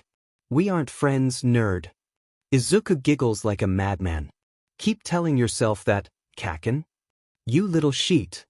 Bakugo shoves Izuku, making him fall over in the sand, still laughing his head off. With a devilish smirk, he starts tickling the giggly beach. Stop, Kaken. I can't take it. Izuku laughs, struggling to get away. I'm gonna die. Perish then. Bakugo smirks as he continues his escapade. Izuku smirks devilishly as he pushes him back, making him get a good shot at tickling the blonde as well. Payback time. Ha! Bakugo says in surprise, trying to get away from him before he gets him in his own ticklish spots. Running towards the water, he throws off his shirt as he rushes into the water. It's only after a moment that Bakugo realizes Izuku didn't follow him. Looking back, he sees a terrified look on his face. Deku, what's wrong? Izuku shakes his head to hide his inner turmoil. Sorry, it's nothing. I'm coming. He starts wading towards him in the water without taking off his shirt, making Bakugo narrow his eyes in worry. Deku, you okay? Izuku flashes him a small fake smile as he joins him. Yeah, just thinking. Sorry. About what? Bakugo asks worriedly as he knows it was so fake. About how I'm gonna get you back for that. Izuku smirks as he throws water at Bakugo, making him block the water from his face.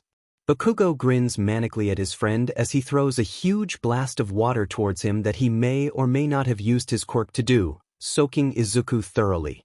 Oh, I'm gonna kill you for that, fucker. Guess I'll just perish then. Izuku snickers as the fierce fight between the two continues, neither really letting up. Breathing hard, both of them eventually collapse into the water. With a smile on his face, Izuku stares up at the sky just starting to turn into a deep purple with the stars beginning to peek through. Bakugo isn't any better off, but at least he's sitting up in the water. When did you get so jacked, nerd? Bakugo inquires, pointing at Izuku's muscles under his wet shirt. Training does that to a person, I've heard. Izuku snarks back with a small toothy grin. Whatever, keep your secrets then, shitty nerd. Bakugo huffs with an exaggerated pout. Izuku chuckles softly as he sits up to join his friend. If you must know, I've been doing some special training to build muscle. Or at least I did. Helped me quite a bit, especially for the exam. Those robots never knew what hit them. Bakugo's eyes slightly sparkle in interest. What type of training? Izuku snorts. You'd never believe me. Plus, it was literally hell. Try me. Well, you're technically looking at it. Izuku gestures around him, making Bakugo mentally pause for a minute. Wait, you mean? Yup. Izuku smiles widely. Told you you'd never believe me. Bakugo stares at him like he's a maniac since he knows he didn't lie. You can't be serious. You couldn't have done it alone. There was someone else here, right? Izuku shakes his head. Nope. Just little old me. I got in contact with someone to help me get the stuff hauled away, but I did all the heavy lifting to get it off the beach and into a moving truck. The idea came to me when I came here, and an old man told me about his childhood. I just wanted to see what he saw, so I just jumped in headfirst. You really are insane, aren't you? Bakugo stares in disbelief. How long did it take? 10 months. Totally worth it though. Izuku moves to sit up to dry himself off a little, his clothes sticking to him tightly. The old man even gave me that good luck charm on my backpack once I was finished as a thank you. Really? I thought some stupid girl gave you that sheet. Izuku snorts sadly as he thinks of his scars, as he'll probably never be able to snag anyone with them. That's never going to happen, Kaken. Of course, how could I forget about your gay butt? Bakugo sneers with a grin. Kaken. Izuku shoves him into the water harder than necessary. Rude. You don't know that. Bakugo rolls his eyes as he sits back up, remembering catching Izuku staring at that one guy in the locker room a couple years back like a drowning man. You sure ain't straight, dumbass. Izuku hums before sighing dramatically. Whatever you say, Kaken. Sure, nerd. Bakugo chuckles slightly. Smug JRK. Izuku sticks his tongue out petty-like before giving a sigh after he notices it getting too late. We should probably get back. Yeah. Bakugo gets up from the water and starts walking towards the stairs, making Izuku pout as they separate with two obvious different objectives. Kaken, aren't you forgetting something? Bakugo looks back with a surprised look. What? Izuku huffs with an angry pout as he points to their trash at his feet. I didn't clean this beach for nothing. Get your trash, you litterer. Bakugo just shrugs as he joins him, picking up the remnants of their frozen treats from earlier. Izuku smirks as he gets ready to race his friend to the trash can. I bet I can throw it away first. Oh. Really? Bakugo grins, ready for the challenge. Yup, but no quirks, you cheater. Izuku points out with a grin. Go! Bouldering right up the wall, Izuku races towards the nearest trash can. He barely makes it in before Bakugo throws his in right alongside Izuku's. He throws up his hands in victory with a smug smile. I won. Yeah. Cheeky BC, you took the easy way up. Bakugo protests with a hidden smile. You effing cheated. Let me have this, Kaken. Izuku states while rolling his eyes. Victories like this come in few numbers. Whatever, nerd. Walking home, Izuku feels a little sad about something. Sad that he feels like he should tell him about his new quirk with the whole story, but the words feel heavy on his lips. Hey, Kaken. Yeah, Deku? Bakugo asks nonchalantly. I want to say something, but I don't really know how to say it. Izuku bites his lip. I just don't want you hating me for it or freaking out on me about it. Then just effing say it, idiot. Bakugo growls. I swear you overthink shit too much. Yeah. Izuku scratches his head as they approach their street. But Bakugo's phone goes off, halting Izuku's train of thought. What hag? Is that any way to talk to your mother? You should have been home hours ago. Auntie yells through the phone that makes even Izuku wince at its intensity. Where the f are you, brat? I'll be home in a thingy minute. Deku and I were celebrating. Bakugo hangs up, not even giving her a chance to respond. You were saying? It's nothing. Izuku bites his lip as he doesn't want to get on Auntie's bad side. I'll see you tomorrow, Kaken. I don't want to get you in more trouble with Auntie. I know how she gets. You sure? Bakugo asks with a concerned look. Yeah, I'll tell you about it later. Promise. Izuku assures him with a smile as they part ways to go home. The next day, Izuku basically bounds into the classroom before he stops cold, noticing his classmates around his desk for some reason. It's only then that he hears the snickers and whispers as they turn to face him after hearing him come in. A lone red spider lily sits on the wood of his desk. Oh! Izuku doesn't have any tears fall. In fact, he strangely feels deadly calm. He looks up at his classmates only for the snickering to increase. You should see your face. One jeers. He just blinks at them before slowly leaving the classroom, headed straight to the roof to calm his oncoming panic attack. He doesn't even remember the walk there or when he started shaking. He just drowns in the white noise around him as he sits on the roof alone, blankly staring off into the distance as the buzzing takes over. Izuku doesn't want to go to school after that. The second his panic attack was over, he went straight to the principal to ask him for all his remaining schoolwork to finish at home as all of the major tests had already ended. It was only really busy work left at that point anyway. Strangely, the principal doesn't even mind it or seem surprised despite Izuku not even giving him an excuse for why. He just reasons it's probably because then he wouldn't have to deal with the troublesome Quirkless kid anymore. If the school already has judged him as dead, why would he continue attending? After all, a corpse can't really do anything anymore. He elects to spending most of his time alone with working out in his personal gym in his mother's room or going for runs since it literally took him only 5 hours to complete all the work given to him. He sent it in straight away the next morning, not bothering to lift his head to meet the principal's gaze as he tells Izuku he will send his diploma and information for graduating in the mail. He doesn't even congratulate him or praise him, just simply asking him if he wants to attend his graduation ceremony. Izuku just simply shakes his head at the offer as he leaves his office for the last time. He never thought leaving that hellhole would ever feel so depressing. After a couple of days pass with receiving his papers in the mail, Izuku barely hears the banging on his front door that startles him from making his breakfast. Taking off his headphones that had been mostly silencing him from noises instead of playing any music, he quietly moves towards the door to see who it is after taking his eggs off the stove. His friend looks frantic for some reason.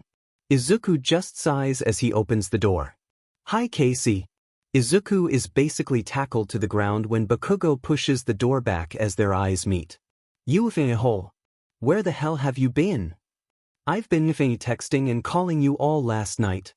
Not even the lady at the front desk knew anything about what was going on with you. The only effing reason I couldn't get here sooner is because my hag wouldn't let me." Izuku just blinks at him. "What? Don't me, you stupid f-dash." Bakugo roars in his face on top of him. "Why haven't you been at school?" "Oh that." Izuku just slumps in defeat. "I'm not going back." Bakugo stills. "What? Would you like breakfast?" Izuku deflects.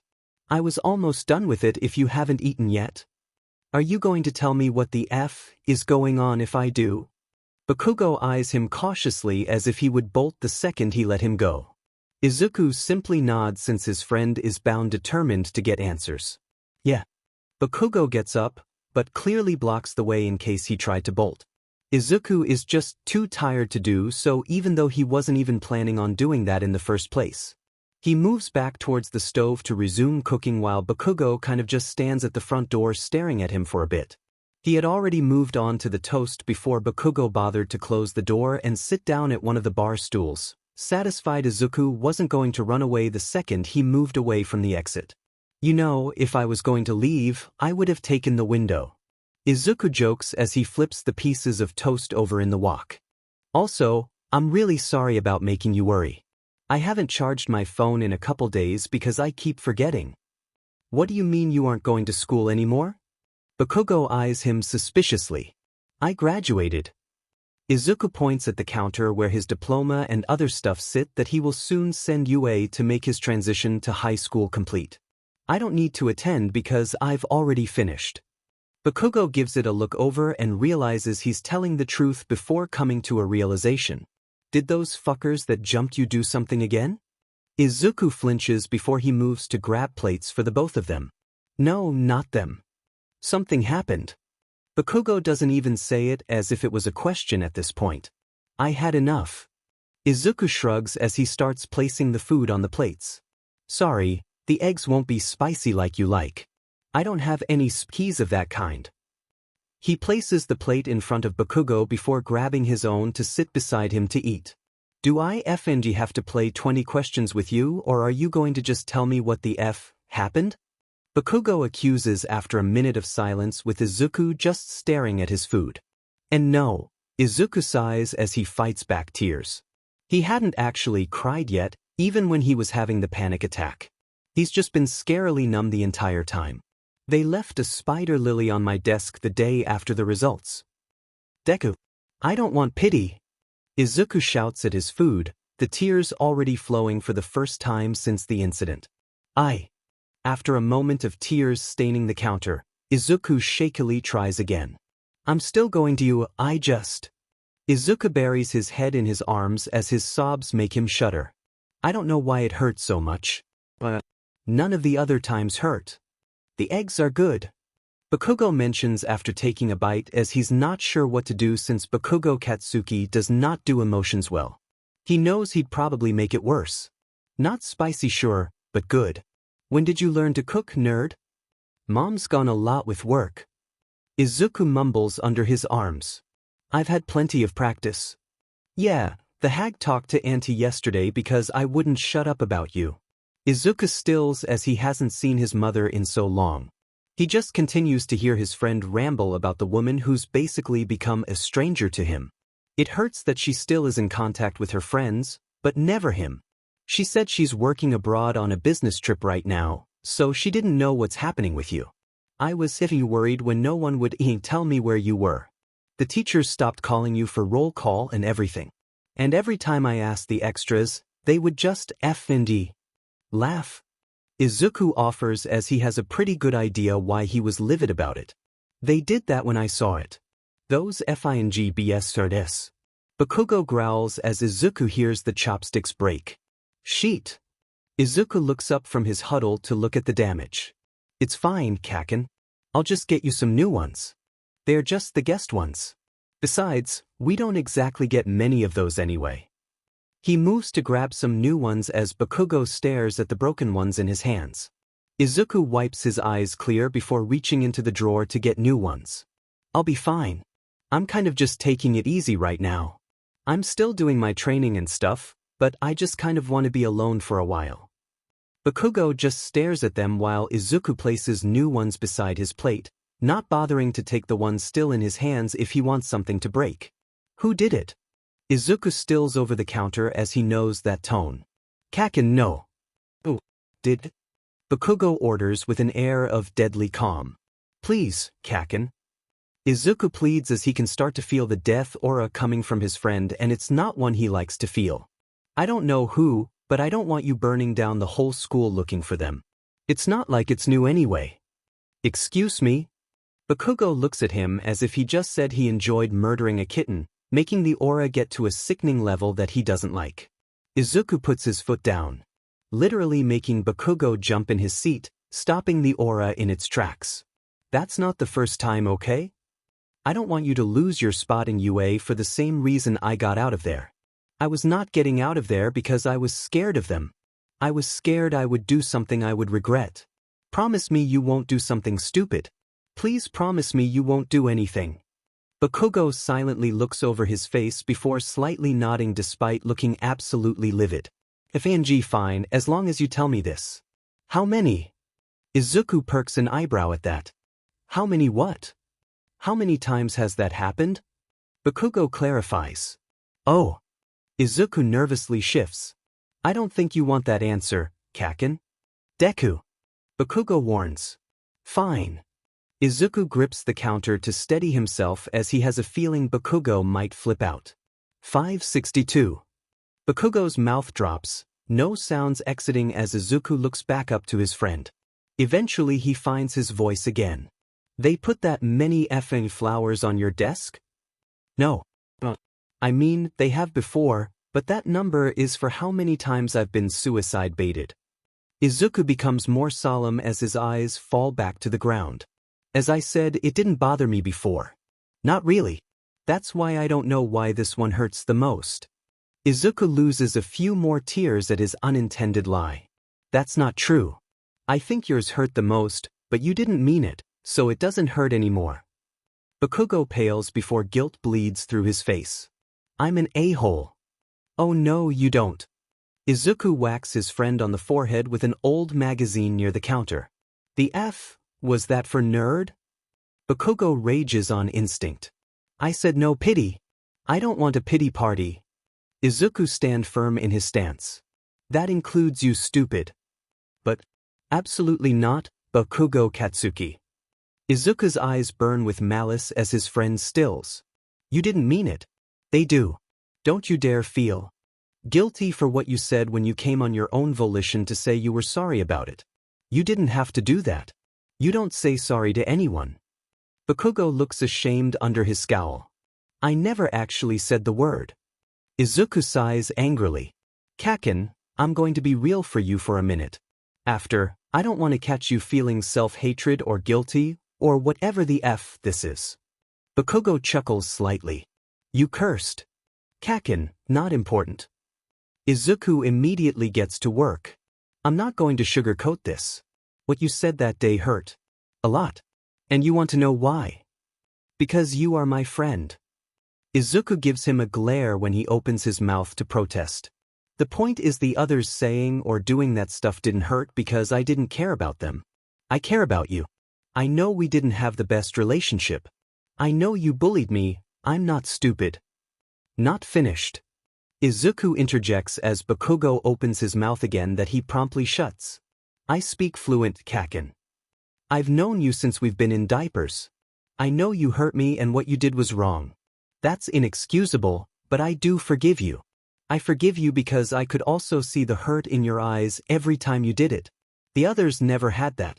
They never looked at me like that. The fact you came to me for closure and actually stopped shows that you changed. That you did care. Even the fact you are here right now means that you do even if you don't always know how to show it. Izuku makes a fist as he looks his friend in the eyes. And that doesn't make you weak. It makes you so FING strong. You're the strongest person I know, Kaken, in more ways than one. So, don't beat yourself up over the past. Instead, fight for the future you want. Bakugo sniffs though no tears seem to be falling. I don't know how you do it. I'm supposed to be effing comforting you about this bullshit, but here you are helping me with my sheet. The essence of being a hero is meddling when you don't have to, you know? Izuku smiles weakly as he realizes something. And I figured out why this one hurts so much. Yeah. Because I feel like I left you behind in that awful place. Izuku notes, the guilt already starting to sour the atmosphere. Bakugo makes for a grab for the magazine Izuku had put down. Oh no, you effing don't. Izuku covers his head before he can hit him with it. I'm sorry. I won't do it. Please put it down. Bakugo gives him a satisfied smirk as he lowers it. That's the Deku I know. Izuku has the gall to pout. I'm serious though. Bakugo raises the magazine again. Wait. Izuku protests, not wanting to get hit. I don't think I would feel as guilty if we hanged out more since we won't see each other at school. If you don't want to, that's okay. Izuku only feels the red sting from the magazine after it hits his head, never noticing the movement before he can cover it with his hands. W.I. You are really dense, Deku. If you want to hang out or whatever, that's fine I guess. Bakugo huffs. Plus, I had to get you back for that, you a-hole. Cheating BSRD. Izuku snorts. Of course you would take it that way. Ha. Bakugo sneers with a grin. You got something to say? Yeah. Izuku's eyes sparkle at the fact he might have a chance to help his friend with something he's wanted to do for a very long time. I want to help you with your quirk. I have a few ideas I want to try out. This is a disaster. Izuku thinks as he rushes down the halls of UA looking for Class 1A. I'm going to be so late if I can't find it. Why did God make me so directionally challenged too? Finally, Izuku sees a big door with the lettering 1A printed in red, making him sigh in relief that he has some time left before class. Please don't have scary people in it. Please don't. Opening the door, Izuku is greeted to the sight of the blue-haired boy fighting with Bakugo, making him sweat drop. Well, more like Bakugo acting like he owns the place and the blue-haired boy from the exam having to be on the unfortunate receiving end. Why me? Oh, it's you. The boy speeds over to Izuku, making him flinch when he puts his hand on his shoulder just like with the entrance exam. You're the one who got first in the entrance exam. My name is Ida Tenya and I'm from Sumai Academy. I'm sorry I underestimated you. I wanted to apologize for my rude behavior for jumping to conclusions. Before Izuku can respond or deal with all of the eyes on him, Bakugo does it for him since he can see the distress coming off of him in waves. Get your hands off Deku. Didn't anyone ever teach you at your fancy stick-up-the-butt school to ask before touching people? The boy removes his hand as if it was burned, promptly bowing in sincerity. I truly apologize for not respecting your boundaries. Izuku waves him off as it's not truly such a bad thing to warrant such an apology, despite his extreme discomfort. Please, it's okay. I'm fine. I'm glad. Ida says with a smile. You knew there was a secret part to the exam, so I respect you for figuring that out. You are truly a more capable hero than I am. Well, I wouldn't say that. Izuku trails off embarrassed. I didn't really know there were rescue points. Or espionage points. I just didn't want anyone to get hurt is all. Before anyone else can comment, the nice girl appears behind Izuku, startling him for a moment at the closeness as he shakes from the attention. It's you. The one with the plain face and curly hair. Plain? I never got a chance to thank you for saving me. The girl chirps with a smile. My name is Uraraka Ochako. Deku, get your butt in here and forget those stupid extras. It's obvious you're uncomfortable with them being that close. Bakugo grumbles with an angry scowl. Izuku simply nods as he silently thanks his savior for getting him out of the awkward tension as his shaking has become unbearable. Trying not to look at his classmates too closely since they are staring at him like a science project, Izuku makes his way to the seat behind his friend. Whispering, he gives his thanks. Thanks, Kaken. Don't thank me, nerd. Can't stand seeing you shaking like a little beach. Bakugo gruffly replies. Izuku laughs at his friend's wording with a soft smile. Whatever you say, Kaken. If you're done playing friends, we have class to start. A man in a sleeping bag growls behind Uraraka. Kinda looks like, I'm Aizawa Shoyuda, and I'm your homeroom teacher. Put these on and follow me to the training field. We are taking a quirk assessment test. Instantly, Izuku remembers what he forgot to do as his stomach lurches.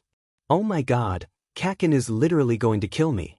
After dressing quickly in the bathroom so no one can see his scars, Izuku rushes to find Bakugo so this doesn't go completely down in flames. Seeing him walking down the hallway towards the field with his hands in his pockets alone, Izuku breathes easy for a second as he rushes to catch up with him. Kaken, I need to tell you something. It's really important and it totally slipped my mind. I swear I wasn't hiding it from you, there's a reason I didn't say anything, so please don't get mad at me about it. Izuku pleads as they walk together. Are you on about Deku? Bakugo asks with an annoyed look on his face. Look, I know you're probably worried about this stupid test because you're quirkless, but you still can hold your own, you idiot. See, about that. Izuku's sweat drops when Ida zooms towards them to talk. The minute, I need to talk to him alone. Deku, I'm really sorry for my and our classmates' rude behavior earlier. We should have respected your boundaries. Ida apologizes, making Izuku flinch at someone he doesn't know using the nickname. Don't effing call him that. Bakugo growls angrily. Only I can effing call him that. Ida looks appalled at Bakugo's outburst. But I have to, it's his preferred name, right? Actually it's Midoriya Izuku. He explains quickly, impatient to talk to Bakugo alone. Hey, Deku-kun. Wait up, guys. Izuku flinches once again as Uraraka comes running up to join them. Why does God forsake me so? I said don't call him that. Bakugo basically yells at the poor girl. Only I can call him that, you extras. Izuku explains once again, this time explaining why. It's just the nickname Kaken gave me.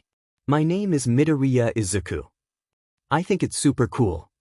Uraraka smiles widely. It kind of sounds like the word for, you can do it.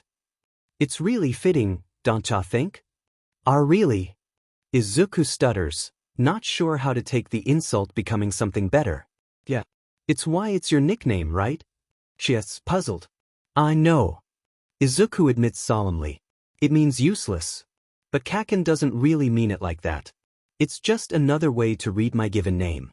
I don't mind anyone using it as long as they don't mean the former. Of course I mean it like that, Deku. Bakugo scoffs sarcastically that goes over the other two's heads as they look slightly appalled at the notion. Very funny, Kaken, Izuku shoots back with a smile. Speaking of which, I really need to talk with you privately real fast or you are literally going to kill me. I do value my life slightly, you know. It can wait. Ida proclaims as they near the training field. We have class right now. Starting to feel like today's the day I actually die. Please, Kaken, it will only take a second. It's really important, and I swear I didn't mean to keep it from you. Izuku pleads as they step onto the field. I have a reason if you would just hear me out. Later, nerd. Bakugo huffs, leaving Izuku resigned to his fate as their group arrives to the field for the assessment. I need to crush these extras first. Hanging his head, Izuku reasons maybe he can get away with not using it since it's so destructive. He just waits beside his classmates as they all finish trickling in. Midoriya, what was your ball throw in middle school? Aizawa-sensei asks as he tosses the ball in his direction. Izuku catches it easily with his left hand, despite his new apprehension that this is going to end badly since he couldn't catch a break to talk to his childhood friend alone. 73 meters, sir. I want you to use your quirk to throw it. Do whatever you'd like as long as you stay in the circle. Motherfucker. The second he takes a single step to do what he asked after sighing heavily, Izuku stiffens while juggling the ball to his right when Bakugo starts laughing, and not in a happy way. Something funny, Bakugo? Aizawa-sensei asks, annoyed at his student's unprovoked outburst. You could have picked any of these extras to test out their quirk, but you picked the only one without one. Bakugo chuckles darkly with a hint of anger as he growls. You have a pretty sick sense of humor, Teach. Izuku winces as Uraraka goes on the offensive. He has a quirk. Uraraka protests, her fists shaking at her sides. He saved me.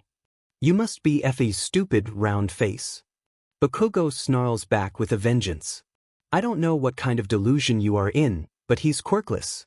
Teach is just an a-hole if he's trying to make him display something he doesn't have. Our round face. Uraraka questions appalled with an angry expression. My name is Uraraka. Stop wasting time. Aizawa-sensei darkly commands as he is not taking any more of the bullshit being spewed. To Izuku though, he seems like he is thinking pretty hard about something though. I chose him because he came first in the entrance exam. Midoriya, take your throw.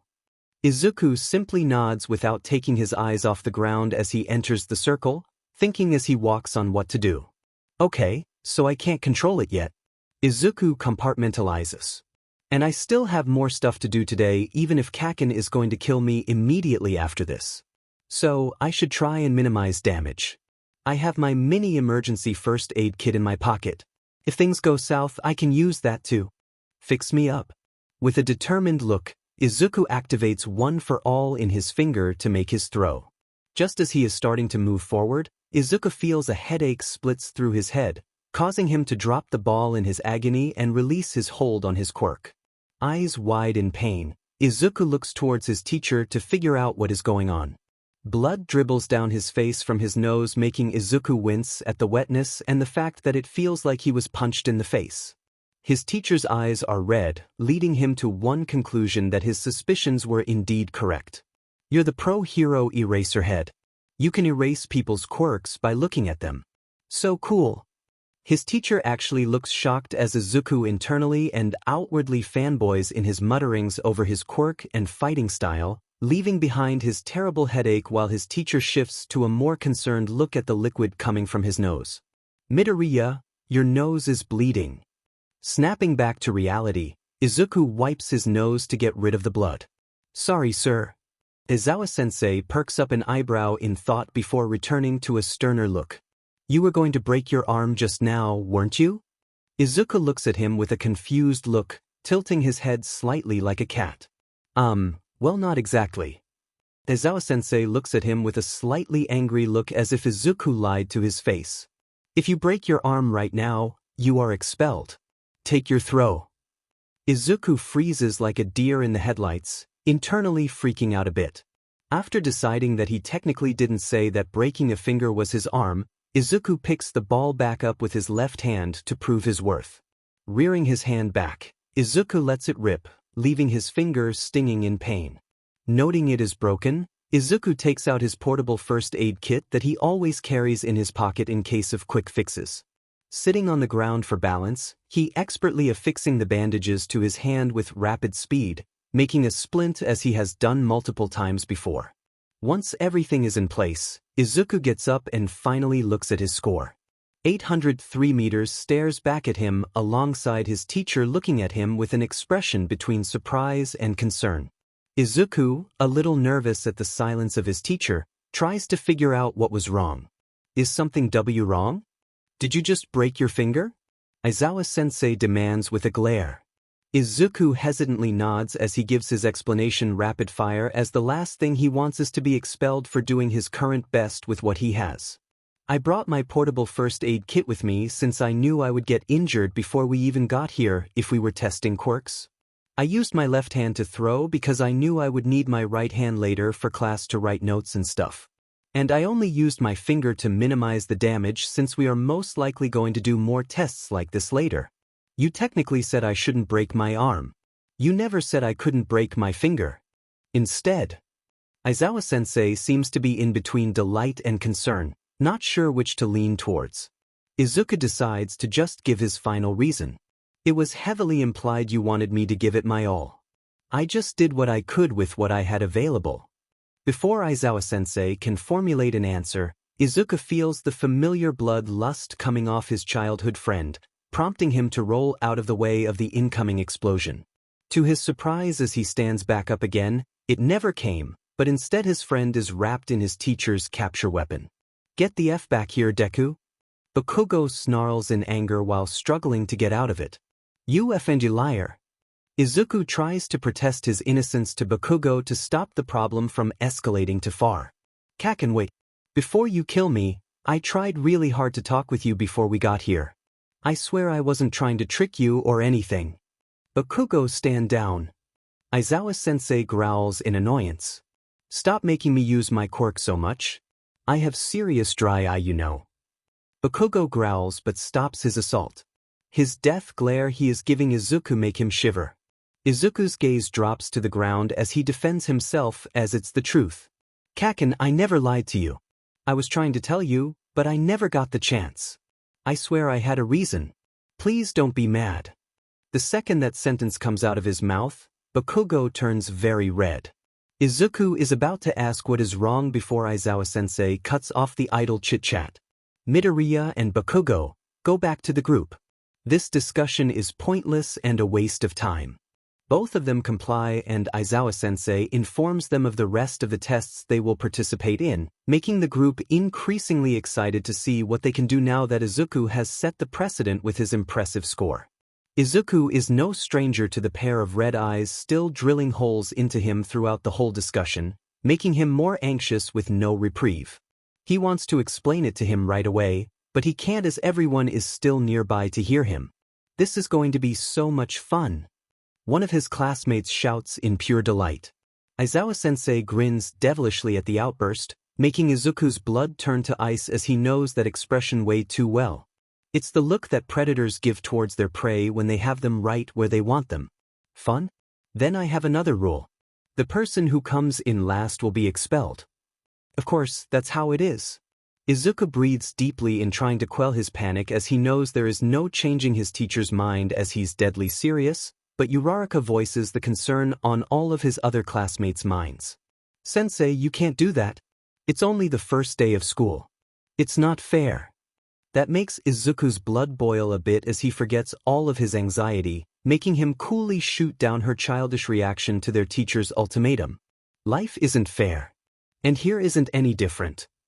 The second Izuku sees his classmates' expressions shift. He tries to cover up his outburst, but it comes out with his stuttering. What I mean is T that B being a hero C comes with a L lot of U uncertainty. I if your F first R reaction to T this is that, T then you C could get K killed or S someone could D die B because you T thought things W would be fair. P plus we N need to K no W what we A are capable of O or W E C could hurt P people. Aizawa-sensei grins manically at his explanation. You got it right in one. Do you think villains are going to play fair? That natural disasters are going to be on your terms so that you can save everyone? At least one of you is somewhat sensible to understand that. Now stop wasting my time and let's get this over with.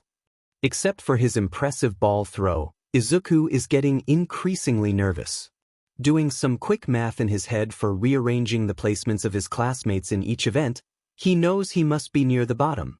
There is no doubt in his mind, and his panic is starting to make itself known to his classmates. Plus, the whole thing with Bakugo isn't making him feel any better. That's just another world of trouble right there as he can feel the mounting pressure still building up, just waiting to explode. Literally. Deku-kun, are you okay? Uraraka broaches when Izuku slightly starts hyperventilating while staring at the grip machine in his hand. Yeah. Izuku chokes out, trying to hide his apprehension. Clearly his teacher sees the near panic attack Izuku is having, making him scowl in concern, thinking he may have gone into shock or something. Midoriya, do you need to go to the nurse for your injury? Nope. Izuku squeaks out. Don't even feel it. Technically true. Problem child, don't lie to me. Aizawa-sensei growls. The second that unfortunately familiar nickname comes out, Izuku's eyes widen in panic terror as he stares at his teacher, anticipating for the pain to come, his breaths hitching even more pronounced as he waits to stifle his screams. At that exact moment, Izuku grips the crap out of the grip device in his hands, effectively shattering it to pieces. He stares at his hand, now clearly bleeding from the shrapnel, but nothing feels like it is broken. Progress. Next I'll be jumping over buildings in a single bound. Izuku notes in glee before realizing his hand is still bleeding and that he just destroyed school property. Oh my gosh, I am so sorry. I didn't even meant to brain the machine. Midoriya. Aizawa-sensei cuts off his incoherent rambling, making him flinch at the shrillness. Izuku immediately jumps into action by making himself sit back down on the ground as he whips out his first aid kit again to get to work on fixing everything to not waste time. So much for sparing my right hand. Checking the injury carefully, Izuku expertly picks out all of the metal pieces with tweezers that came with his kit. Not even a single hiss comes from he as he starts playing a song in his head he's had on his mind from last night to distract himself from his current panic about being expelled. Izuku gives his hand a quick look over before wiping clean the cuts with a wipe from his kit. Wrapping up the cuts with the thin bandages, Izuku flexes his hand a couple times to find it all in working order and still flexible for the later tasks. With a shaky smile, Izuku puts the kit back in his pocket before getting back off the floor. It's at this moment that he realizes his whole class and teacher is staring at him as if someone died or something. Even Bakugo, who was previously fuming, is looking at him curiously. Hi. Aizawa-sensei crosses his arms in deep contemplation, almost as if he's not sure exactly which problem to address first. First question, why did you bring that first aid kit with you? Izuku freezes before giving the excuse he has always given to his teacher with a small dry laugh. Oh, I'm just super clumsy, so I always keep one on me to fix me up. It happens so often that going to the nurse makes them end up hating me. So, I carry one with me all the time to save time. Bakugo winces at that explanation, knowing full well how big of a lie it was. You want to try again? Aizawa-sensei narrows his eyes in annoyance at the obvious deflection. No one gets to that level of dressing wounds without serious practice. You just picked metal pieces out of your skin like it wasn't the first time you did that. Your first instinct shouldn't be to fix it yourself, but to seek out help. On top of that, no one else here, nor have I ever had any students in the past, brought a first aid kit on the first day. Izuku counters carefully so Bakugo won't be tempted to call him out on his omittance.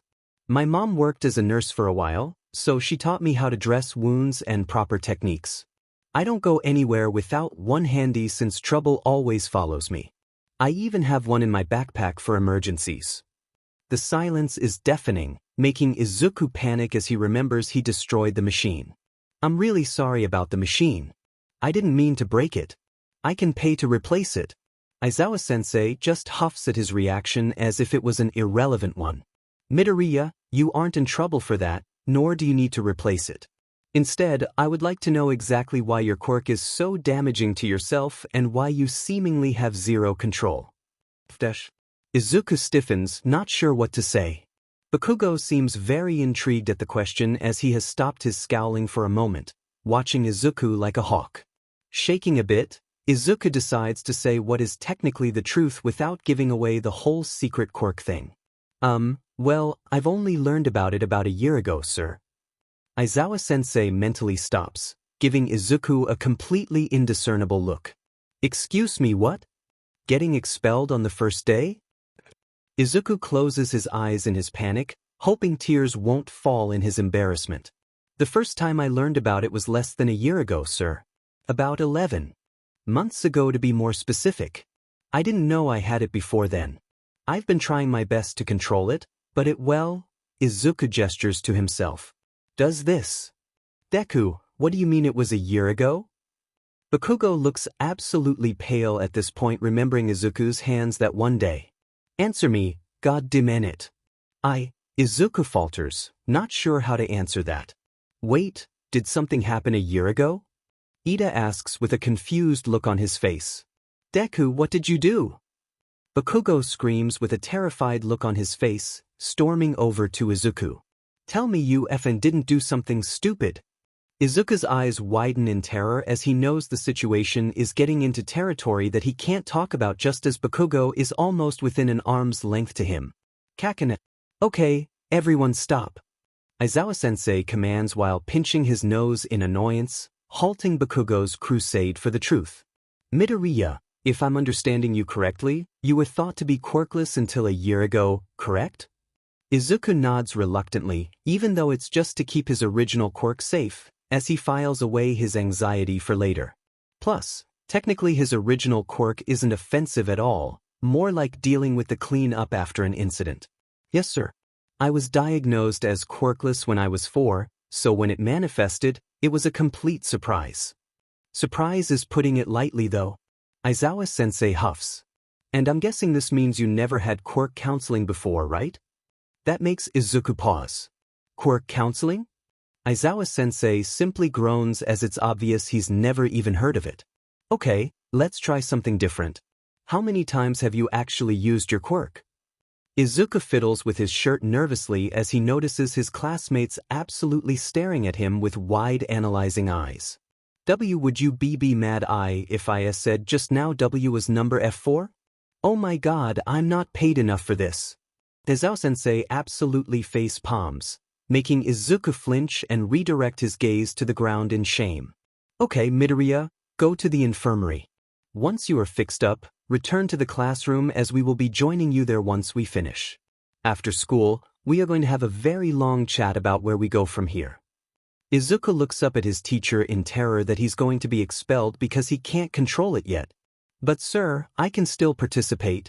Midoriya, go see Recovery Girl this instant. Aizawa-sensei demands in a low growl before offering a slip of paper from his pocket. You aren't in trouble, nor will you be expelled for this. This test was designed for students who have had years upon years of practice with their quirks. You just said you've only used it literally 4 times and you haven't even had it for more than a year. I'm honestly surprised you didn't just now break more bones given your lack of experience. You are basically like a 4-year-old kid who just manifested a powerful quirk, so of course it makes sense why you can't control it yet.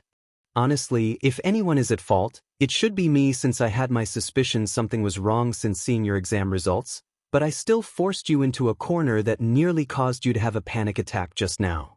Don't give me an excuse that you didn't, because I know what those look like firsthand. I said we would discuss things after school. Do not test my patience any more than you already have. Alrighty then.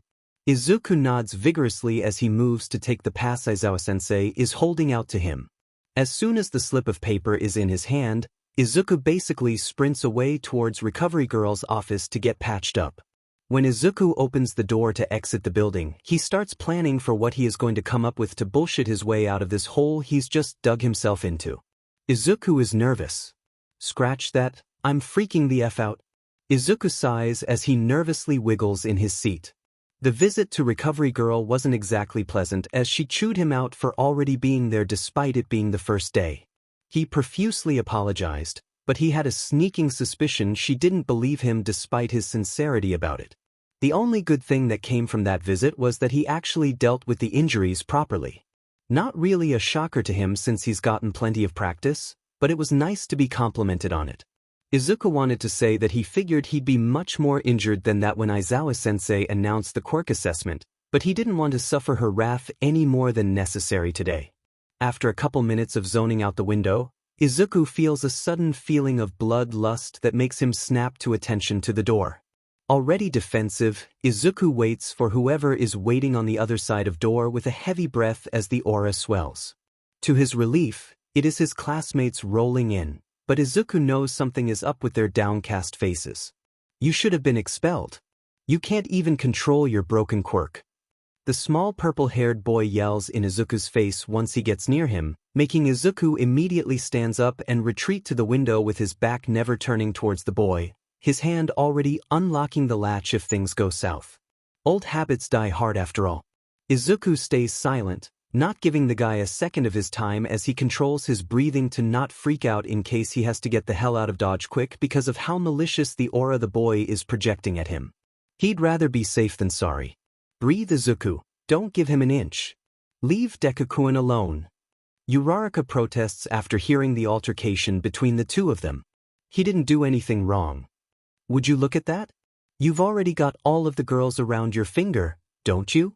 The purple-haired kid accuses with angry tears. You know, I'm surprised you are even still alive. Did you forget to go to the mass suicide pact for those worthless quirkless losers last year or something? You can't even kill yourself properly. The entire class gasps and have looks of hatred on their face for the angry boy's comments, but Izuku doesn't even bat an eye now that he knows he's not in any danger. Bullies that go straight towards that angle are usually only bark, not bite. His hand returns back from behind him as he sighs a little in relief. And 563. What, got something to say? The boy protests with an extra edge in his voice. Izuku stops mentally as he zeroes on the kid's face to make sure he wasn't wrong. Seeing he's probably safe, Izuku decides to defuse the situation. Okay, 1. God doesn't want me and you ain't special enough to ask him for that favor. 2. Would it be fair to say that you think quirkless people can't be heroes? That no one without a quirk could hope to pass the UA entrance exam? Of course they can't, is what you wanted to say, right? Izuku narrows his eyes trying to hide his pain as it hits too close to home. What's your name? My name is Midoriya Izuku. Mineta Minoru. I don't see why. Mineta, I have something to share with you.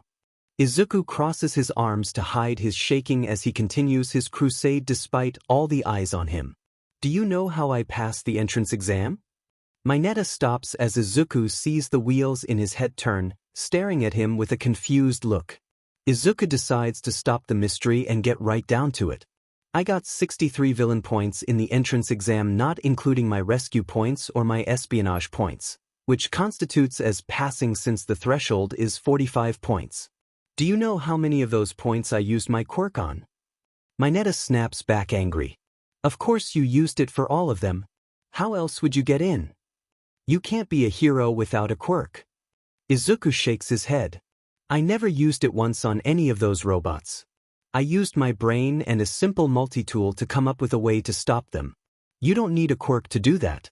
I only used my quirk on the zero-pointer to save someone as a last resort, and that was the literal second time I ever used my quirk. You know what that means, right? Mineta seems confused as if Izuku is lying. Izuku decides to just keep going, not bothering if he believes him or not.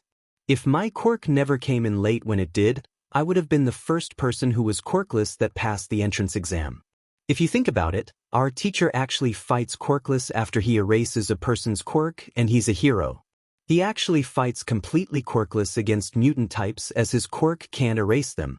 There are also support items for a reason. So, tell me, why do you think someone without a quirk can't be a hero? The entire class seems stunned with Izuku's roundabout way of dealing with the situation. Mineta, I'm sorry I'm the first person to say this to you, but quirks aren't everything. There is more to being a hero than simply having a strong quirk. Sure, it can help to have a strong quirk, but what happens when you are facing someone with a quirk that you are weak against? A quirk is simply a tool you can choose to use out of all the other tools like knives or a gun. It's not the deciding thing that secures victory. I don't know why you decided to single me out like this, but if you can't see past that way of thinking, you should re-evaluate why you are trying to become a hero. How can you save people if you are limiting yourself like this? The moment the words roll off Izuku's tongue, he regrets them as he knows he got way too heated. He stutters as he tries to rectify his outburst as the guilt bleeds off him in waves. I'm sorry. I didn't mean to suggest that why you couldn't be a H-hero. I was out of L-line. No, you weren't. Aizawa-sensei growls angrily as he enters the room, making Izuku shudder in realization he was probably listening the entire time. Mineta, you've been dismissed. Go to the principal's office. The rest of you, sit down and stop wasting time so we can get started. Izuku promptly jumps into his desk to get ready for class, ignoring the constant stares on his back while Mineta is lowly cursing up a storm. Just as he is passing by Izuku's desk to leave, he says one simple thing that makes Izuku tense for a single moment. You should just kill yourself. Midoriya, can I speak with you for a moment? Aizawa-sensei asks as soon as the bell rings for lunch. Tense, Izuku nods while putting away his supplies and putting his packed lunch onto his desk. Slowly, he approaches his teacher, unsure what to really say or if he's on thin ice. Thankfully, Aizawa-sensei takes the initiative with a hushed voice since everyone is still in the room. I'm sorry that I treated you like that. I should have pulled you aside to talk about your quirk instead of making a huge scene in front of everyone. I grossly misunderstood the situation and made a decision that caused you unnecessary grief. For that, I apologize. Izuku just shuffles nervously as he doesn't really understand why his teacher is apologizing to him. It should be the other way around. Regardless, Izuku just simply nods to prompt that he is still listening. Midoriya, are you okay? Aizawa-sensei prompts, noticing Izuku still hasn't said anything. Of course, Aizawa-sensei. Why wouldn't I? Izuku looks with a puzzled look on his face. Aizawa-sensei seems like he is searching Izuku's face for something, but it just further confuses Izuku, making him feel frustrated given how hyped up he is from earlier. Aizawa-sensei, is something wrong? Did I do something wrong? Excuse me? Izuku shifts his weight to look at the ground and fidgets with his hands now that his teacher is giving him a concerning look. I'm sorry, sir. Aizawa-sensei looks flabbergasted. What are you sorry for? Izuku flinches at the sharp tone, feeling like he is going cry. I don't know, sir. You just seem really upset. His teacher sighs, making Izuku meet his eyes once again to see what the problem is. Midoriya, you did nothing wrong. I'm not upset with you at all. Let's just put a hold on this conversation until after school for now. Go eat lunch with your classmates. Izuku gives a sharp nod as he rushes to leave with his lunch, ignoring the attention his classmates are giving him. As he heads out of the classroom, he tries to keep a straight face. Underneath, he feels very confused but also hurt about what happened. Yue should have been different, right? The second Izuku exits the classroom, Bakugo ambushes him by dragging him by the arm. Kaken? Shut up, Deku. Bakugo growls as he drags him away, most likely to somewhere secluded. We need to FNG talk. Izuku relents as it's what he wanted to do earlier. Okay, Kaken, I wanted to talk too. Just please let go of my arm. That hurts. To his surprise, Bakugo actually complies as Izuku follows him to wherever they are headed. Once they are in an area far away from the classroom, Bakugo turns to face Izuku with a concerned look on his face. Unbeknownst to both of them, Todoroki had been stealthy following them to figure out what was going on between the two. Are you okay? If Izuku was drinking water, he would have spit it out in shock. Kaken, I'm fine. Bakugo growls at Izuku as if that was the wrong reaction. I'm not stupid. You may have teach and every single one of those extras fooled, but that little effing grape hurt you. Izuku analyzes his childhood friend and sees the question he really wants to ask. Kaken, you might as well ask the real question you wanted. I'm not stupid either. Grimacing, Bakugo grunts out his request. What happened? But specifically? I feel like crap. Izuku snarks with sad undertones. I'm such a hypocrite. Anyone can be a hero, but I basically told him he couldn't. So, great first day overall. Deku. Bakugo warns as he knows Izuku's deflecting. Izuku sighs as he uses the excuse he was going to give his teacher. Technically, it's all true, just not the quirk everyone saw. I was attacked by a villain. I almost died. Basically did. I was really lucky because my quirk manifesting is the only reason I'm still here. So, I may have lied a little about being able to take the exam quirkless. Can't take the test if you're dead. Seeing as Izuku isn't lying in the slightest, Bakugo curses him. Sheet, Deku, why didn't you tell me anything? That would have gone over so well. Izuku rolls his eyes. Hey Kaken. I've got a quirk now, but you know I can't show you it for fear of breaking all the bones in my body every time I use it. I was trying to tell you about it before the ball throw so you wouldn't freak out since I knew I'd have to use it, but I never got the chance. I tried to tell you at the beach, but I didn't know how. I was scared. That wasn't what I meant, fucknugget. Bakugo scowls, deeply hurt by the insinuation. I meant why the F, didn't you tell me you got attacked? I saw your effing hands that day after the stupid sludge motherfucker, but you just waved me off like it was nothing. I'm guessing that's when it happened. I thought you FNG did something stupid. Izuku frowns, not sure what that means. Stupid. God damn it, Deku. Bakugo grunts in annoyance. I thought you tried to kill yourself. Izuku's eyes widen like a deer caught in headlights. His breaths become slightly strained as he tries to cover up his panic. Unfortunately, Bakugo sees the shift and assumes the worst. Deku, tell me you've never. Hey, nope. I have to go. Izuku tries to speed away knowing he can't lie to him, trying to keep his tears in his eyes and away from falling down. Bakugo grabs him before he can leave, panicking that he has. Deku, you yesterday, did you? Izuku lets a few tears drip down as he faces his friend. I'm not answering that. Seeing the betrayed look in his eyes, Bakugo lets go, watching him run off to be alone. After drying his eyes, Izuku silently decides to avoid giving the cafeteria a chance entirely as he heads outside to eat. Seeing a nice tree to eat under near the picnic tables, he gets straight to it, trying to avoid the problems swirling around in his head concerning the mess he's in. A good chunk of time flies by with Izuku staring off into space as he eats mechanically before he hears the crunching of grass, prompting him to be on high alert to whoever is coming towards him. Preparing his lunch to be taken with him as he's done many times before, Izuku waits for the person approaching to round the tree. When they do, Izuku locks eyes with his dual-colored classmate. Waiting for him to speak first, Izuku mentally prepares to leave at a moment's notice if need be. To his surprise, the boy just sits down on the ground with him with his own lunch, just staring at Izuku with cold analyzing eyes. Waiting for a bit him to speak first, Izuku realizes that it won't happen and that he has to take the plunge. Hi. Hello. The boy replies meekly after taking a bite of his own food. Looking into his eyes, Izuku sees an underlying expression that has graced his own face before, making him feel extremely sympathetic to his classmate. And the scar on his face is making him uneasy that he might be just like him. Unpacking his lunch again since he doesn't think the boy is a threat anymore, Izuku takes another bite before he addresses the boy again. I'm Midoriya Izuku. It's nice to meet you. The boy simply nods, not giving him much hints to his own name. Red flag number 1, but that's okay as Izuku won't press for answers if it's sensitive to him. How do you like classes so far? They are okay. Yes, same. Izuku looks again and sees the unspoken look that he has a question on his mind. So, I'm guessing you have a question you want to ask me. You can ask it, I swear I won't bite.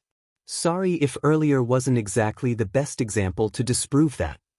The mystery boy seems to light up for a moment in his eyes before speaking. You were quirkless. Sighing. Not in a negative way, Izuku nods. Yeah. What was it like? Izuku looks at the boy and sees genuine interest or maybe longing. He can't decide on which. I'm not sure how to answer that question.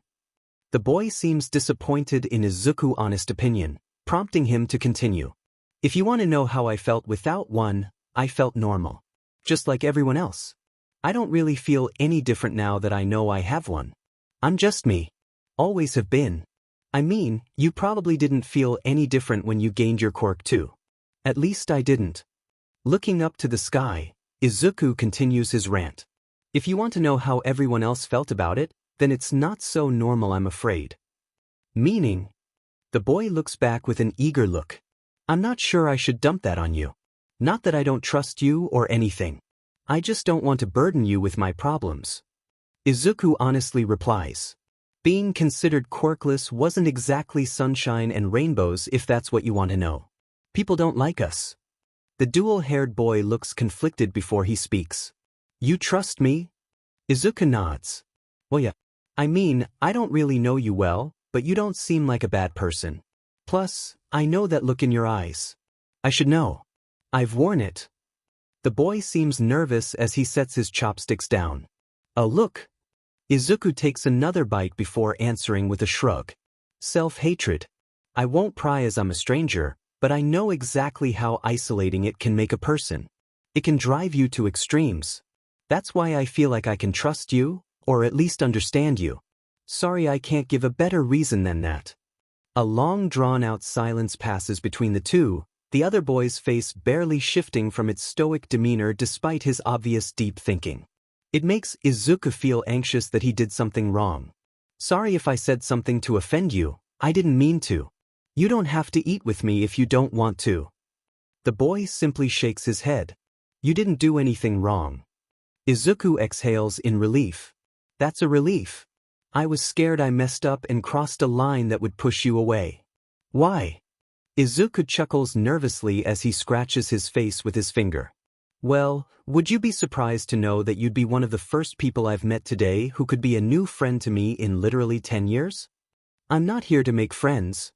The boy curtly replies as if it was obvious. That's okay, you don't have to be my friend if you don't want to. Izuku backtracks, a little disappointed.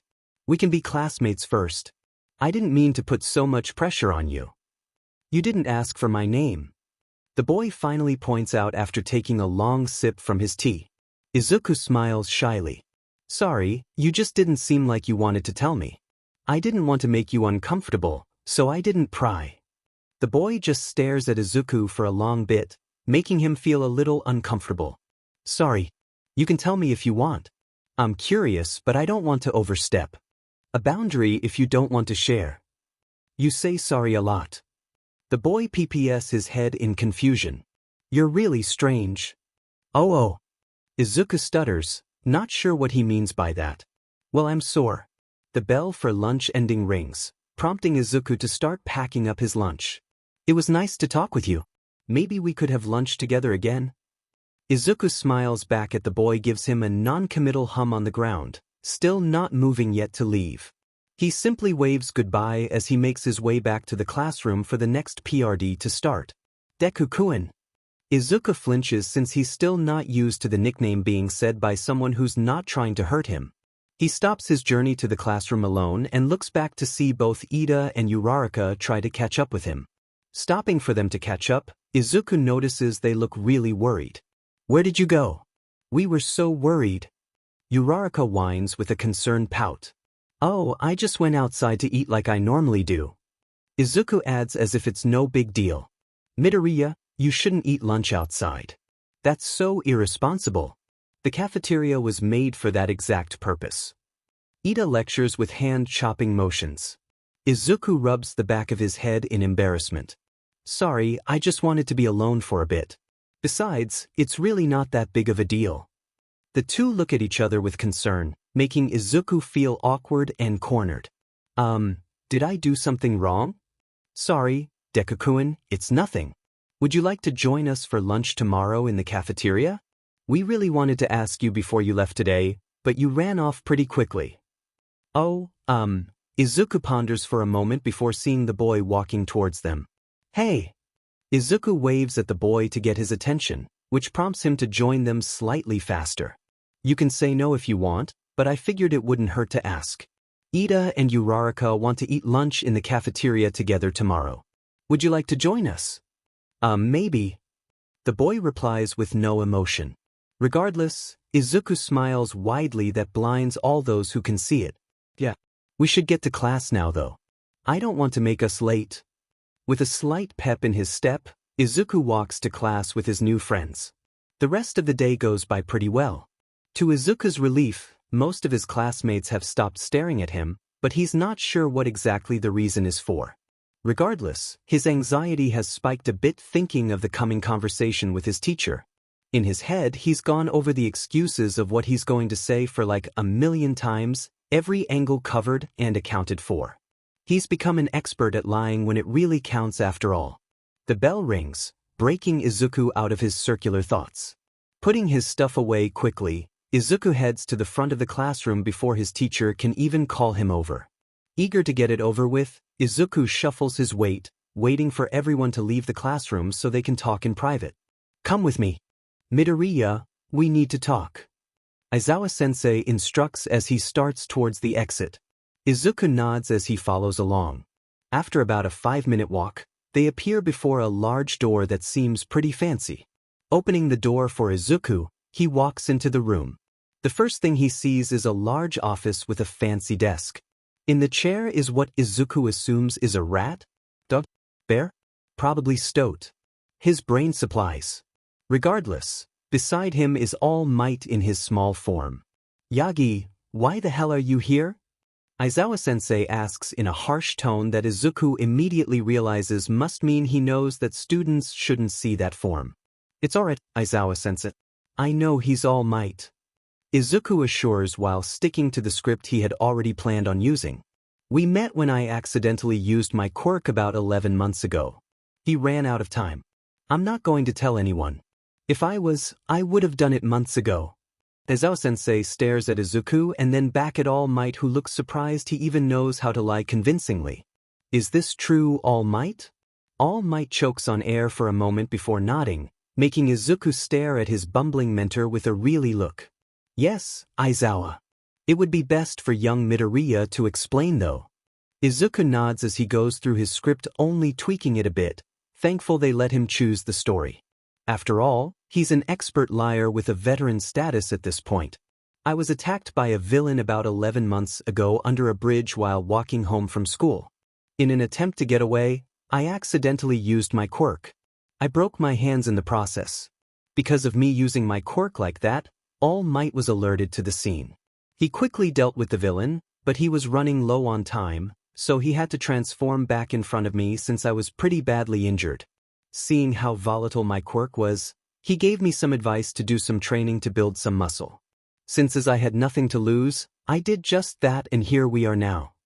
Aizawa-sensei hums as he processes the story. And you didn't think quirk counseling was a good idea to suggest All Might? He didn't even know it was a thing. All Might slightly shrinks at the death glare as he looks at Izuku warily for help. It's not his fault. Izuku defends as he quickly covers that avenue of thought. He didn't know it was the first time it manifested. I never told him because it never came up. I was too freaked out at the time to mention it. I did update the quirk registry forms before the exam though. It took a while to get accepted and I thought I had covered everything. Midoriya is correct. I pulled his file before this on the request of All Might ever since he talked with you about the situation. He tried 3 separate times to get his quirk registered throughout those 11 months, only being accepted when I assume they gave up trying to persuade him otherwise. The stoat admits with a blank observing stare. Thank God we are all on the same lying wavelength. Aizawa-sensei ruffles his hair in silent deliberation.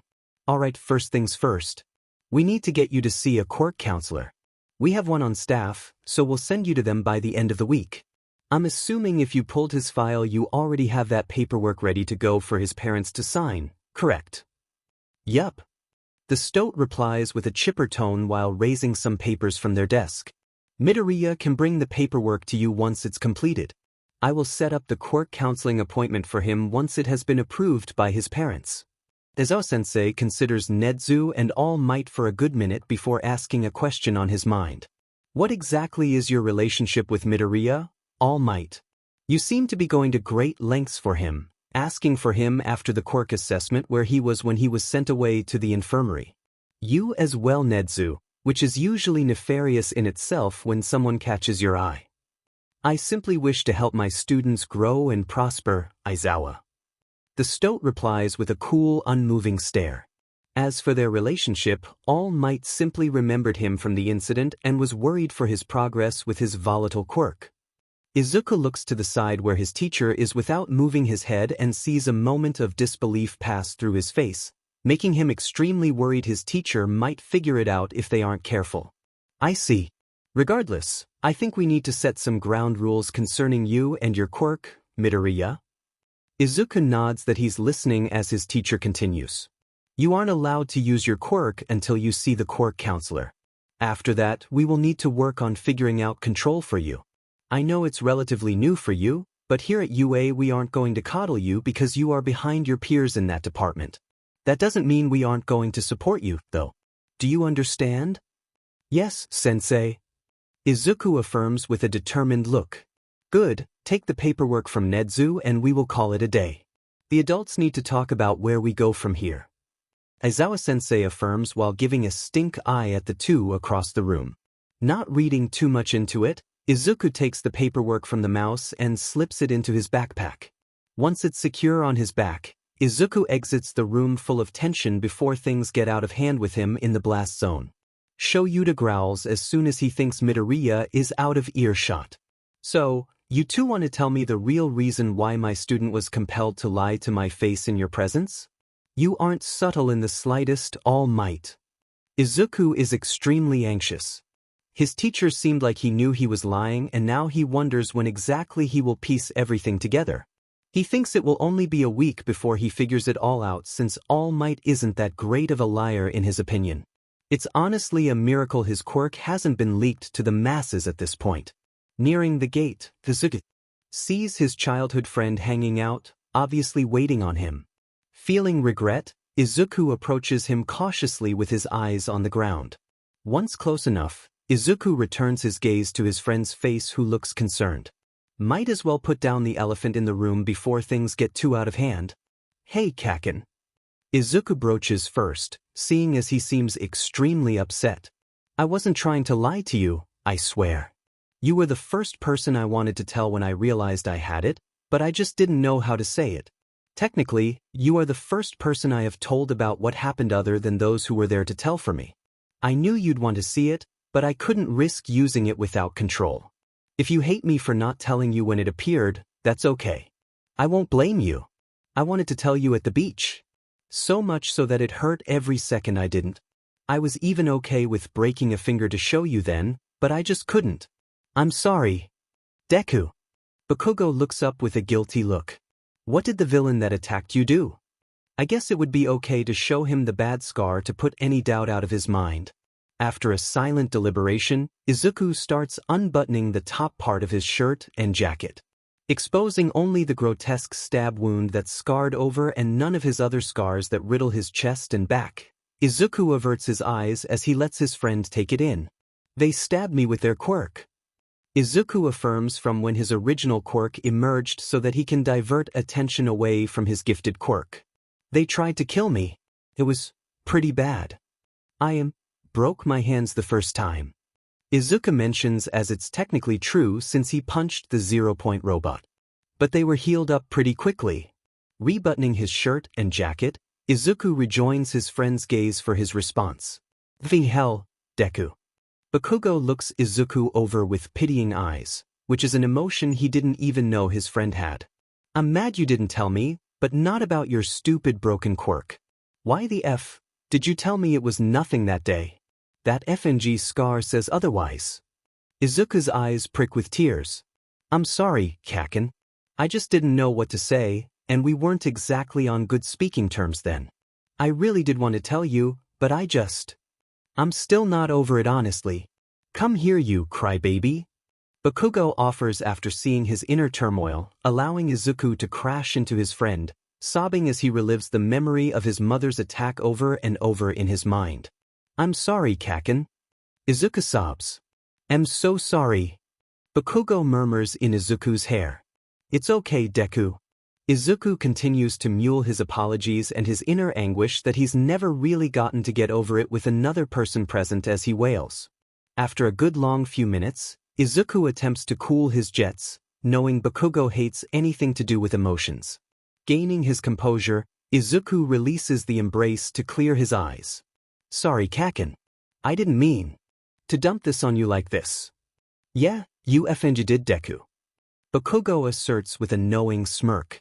So, you have a quirk? Izuku smiles widely, sniffing and wiping away his remaining tears. Yeah, effing knew it. Bakugo grabs Izuku's head and give him a playfully noogie, making him giggle. You cheeky fucker. Took you long enough. Wait, what? Izuku pulls back with a despondent look as he's starting to think he's just like his mother. What? Bakugo stops his crusade seeing his hurt reaction and immediately backtracks. I didn't mean it like that, Deku. Then what did you mean? Izuku whimpers, tears already threatening to come back. I don't know how to effing say this. Bakugo ruffles his hair in frustration. I just always had this feeling you had one. It frustrated the hell out me all the FNG time. I felt like you were either lying to me or you didn't know what it was. It set me off. I didn't mean to get so sad from the ball throw either. I just thought it meant you'd lied to me, that you didn't care to tell me. But you were trying to tell me before then, I was just effing up my own but that I didn't hear you out. I don't understand. Izuku mumbles, not sure how to comprehend his friend's point. Does this mean you were only my friend because you thought I had a quirk?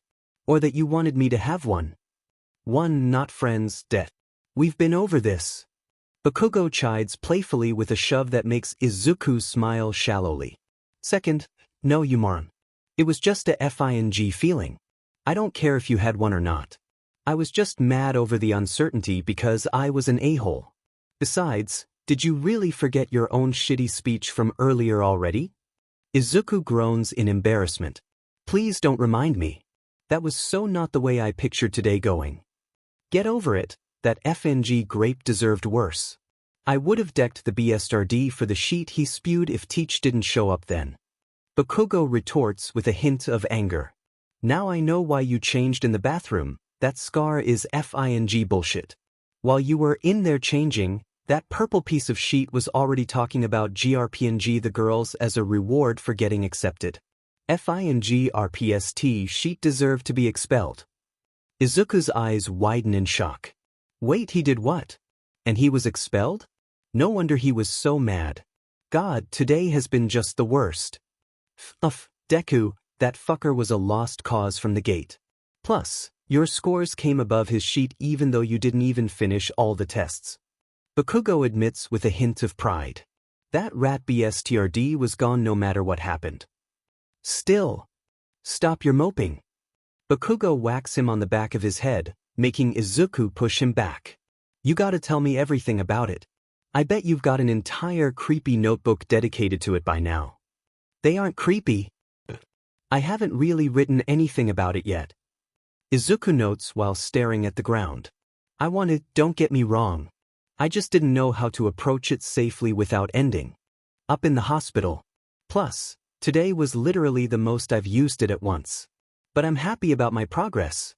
I actually didn't break anything on the grip strength test, but I'm not sure what's the difference from the other times.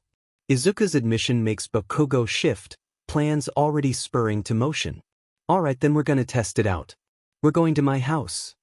Already moving, Bakugo grabs his arm to pull him all the way train station to not waste any time in his excitement. Kaken, wait. Izuku pleads as he walks with him.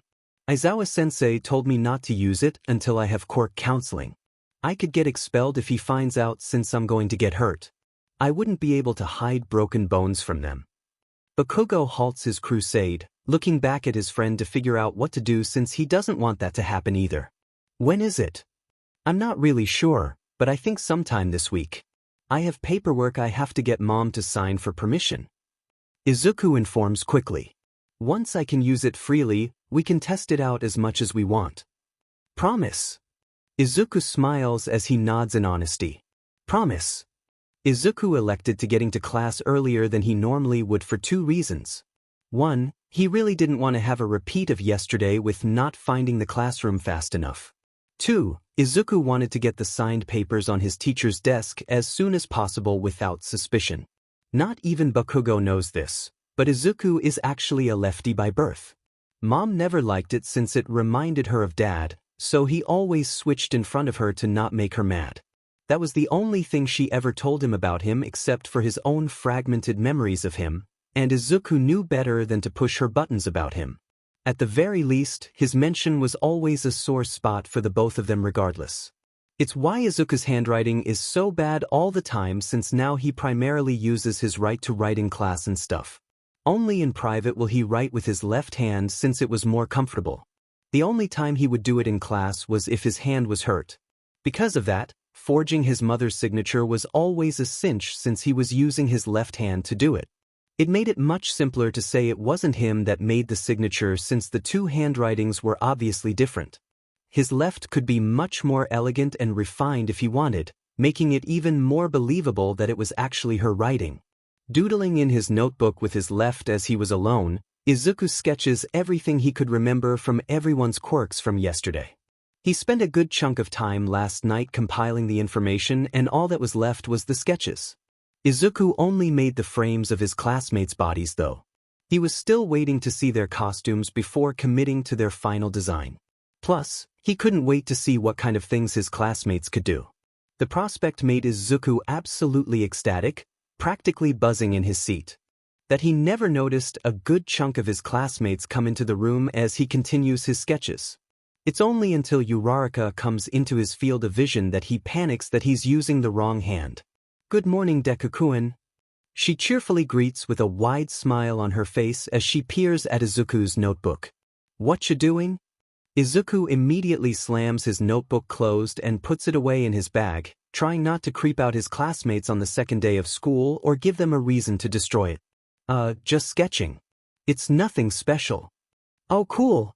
Izuku immediately notices Uraraka exaggerates her response, making him nervous to her intentions. "You should show me sometime." Sure." Izuku mumbles, not trying to be too suspicious about his slip-up.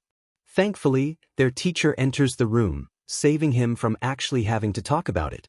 Aizawa-sensei takes one look at the signed papers on his desk and Izuku before starting class for the day. "All right, class, listen up." Aizawa-sensei asserts with authority once every student's eyes were on him, despite looking pretty exasperated by something. "We are going to be doing training today that is going to be headed by a different teacher." Before the entire class can erupt in excitement to figure out who the mystery teacher is, a familiar blonde comes rushing into the room. "I am coming through the door like a normal person. Holy crap. It's All Might. So cool."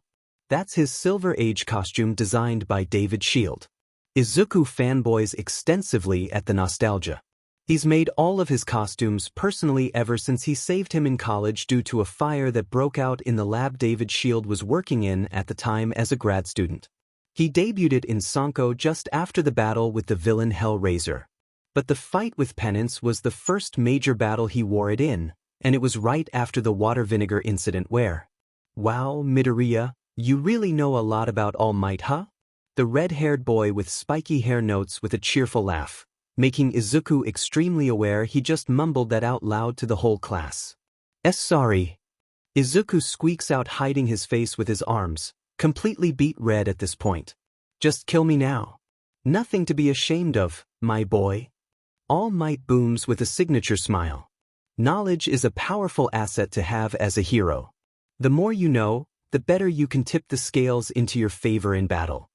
At this, the class refocuses their attention to what they have in store for them.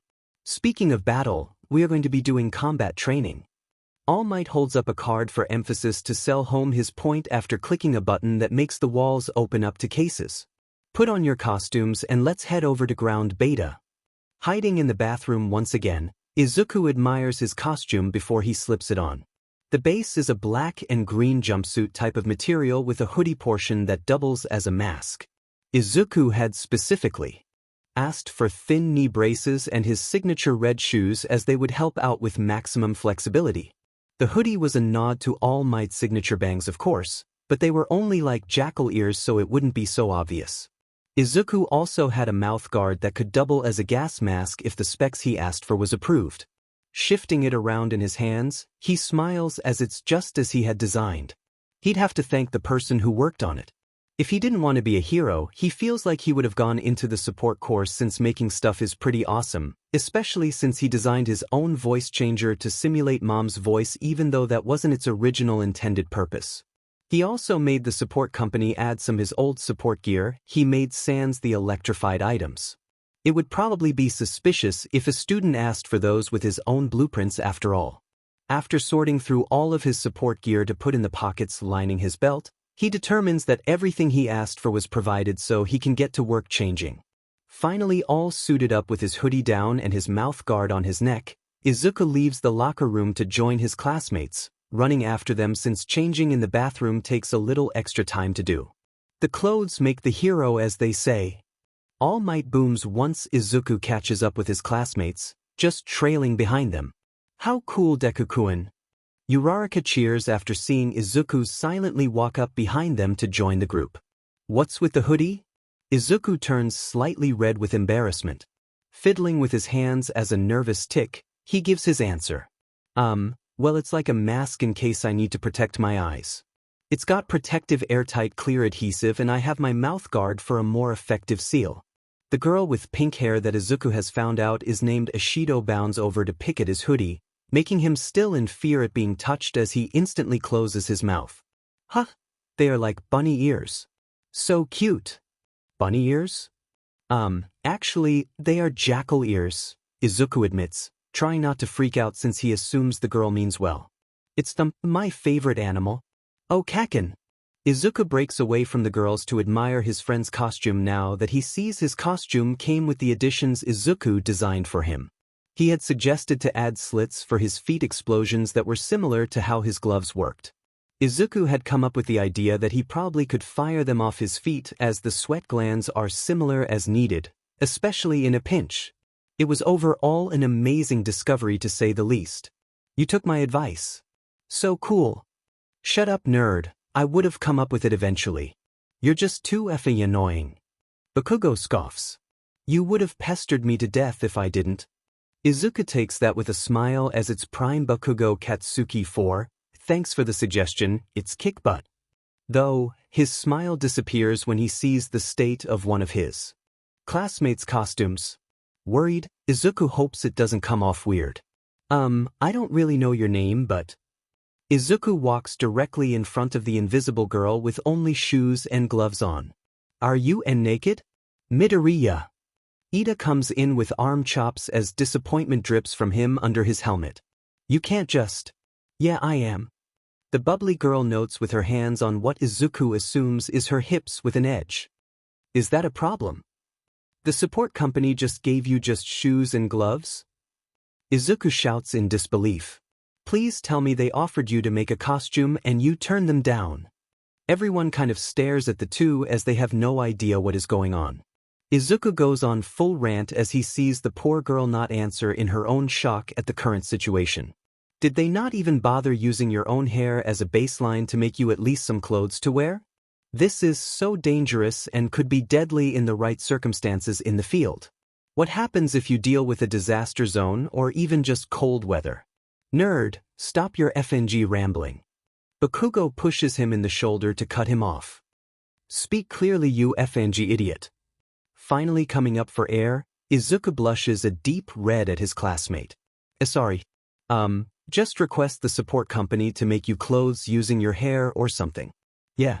The girl perks back up as their classmates just stare at them in confusion. Wait, they can do that? Izuku face palms as he groans. Yes, they can, and it's even relevantly simple to do once they have a baseline for your quirk. Who even designed your costume? I swear, I just want to talk. Really? The girl jumps up and down excited. That would be so much better for me. Thank you. I wonder if they would be able to make something similar for me. The girl with the black ponytail ponders. Izuku just looks fierce as he looks at the invisible girl. Please put in that request. If they deny you, I want to speak to them personally. There's no way I'm letting this slide. Dude, Midoriya is a Karen. The boy with a lightning highlight in his hair points out as the rest of the class laugh at the altercation. Eyes up front, you zygotes. All Might calls after seeing the divided attention in his class. We are going to be doing 2-on-2 combat simulations. Heroes versus villains. Izuku fidgets in excitement as the instructions roll off of his mentor's tongue. Izuku only comes back to Earth after a particular statement piques his interest. Please note that if the bomb is damaged while the heroes are trying to secure it, it will be a loss to the heroes. The objective is to subdue the villains or to touch the bomb to deactivate it after all. All right. All Might claps to signal the end of his extensive lecture. Everyone come draw lots except for young Midoriya. We will have the first team to go pick amongst themselves who would like to go against the last team when it comes to it. Izuku mentally stops, trying to keep his disappointment in check. Don't you mean everyone come draw lots? All Might gives him a conflicted look before settling back into his normal smile. Young Midoriya, you haven't been cleared to use your quirk. Thus, I can't allow you to participate. Kano. Bad All Might. But I can still participate All Might without using one. You don't need a quirk to fight. Izuku argues with pouty eyes to try manipulating him to give in easy. I can defend myself just fine. I understand, but All Might, you've never seen the nerd throat punch a motherfucker like I have. Let me tell you, he can FENG take all these extras on quirk or not and win. Except for me, of course. Bakugo asserts with a confident smirk, despite his anger at his idol for underestimating his friend. You'd be an idiot if you underestimate the little sheet. Young Midoriya, you did what? All Might cries out in surprise, obviously dripping with disappointment. Goddamn it, Kaken, now Dad's gonna ground me forever? Izuku shifts uncomfortably before defending himself in front of his mentor. It was self-defense, All Might. I didn't want to do it. I didn't even have a choice. I would've. Would've what? Izuku freezes in fear as he hears Ida asks, genuinely in worry, almost sending himself into a panic attack at remembering the memory. Sensing his apprehension, Bakugo realizes he shouldn't have said that despite trying to defend his friend's ability. Trying to rectify the slip-up, Bakugo growls back a response to divert attention. None of your FING business. But it doesn't matter. Izuku asserts lowly, making the entire class tense at Izuku's shift in attitude. All Might, I want to participate. Aizawa-sensei said yesterday that I couldn't use my quirk until we get things figured out so I can use it safely. He never said I couldn't take part in the exercises. If he didn't want me doing that, he would have made that very clear so at the beginning of class before we got here. I don't need nor want to be coddled like this. Young Midoriya, I admire your willingness to participate, but it's not safe without using your quirk.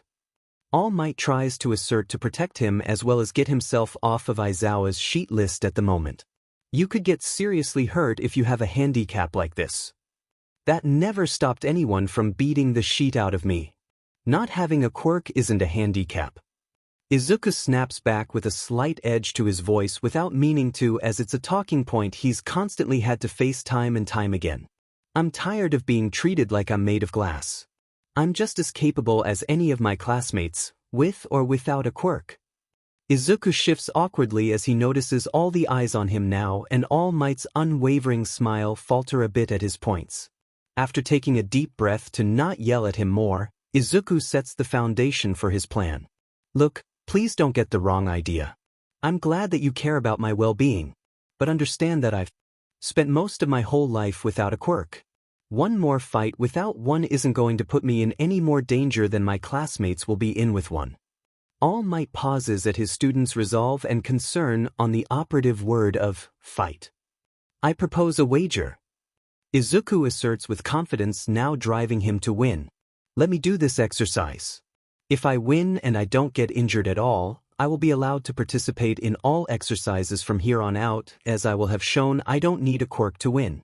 If I lose or get hurt, I won't protest your decision to leave me out of the exercises anymore until I can use my quirk safely. I understand your resolve. All Might acknowledges with definite wariness. Then the only thing to do is find you a partner to join you since we have an odd number.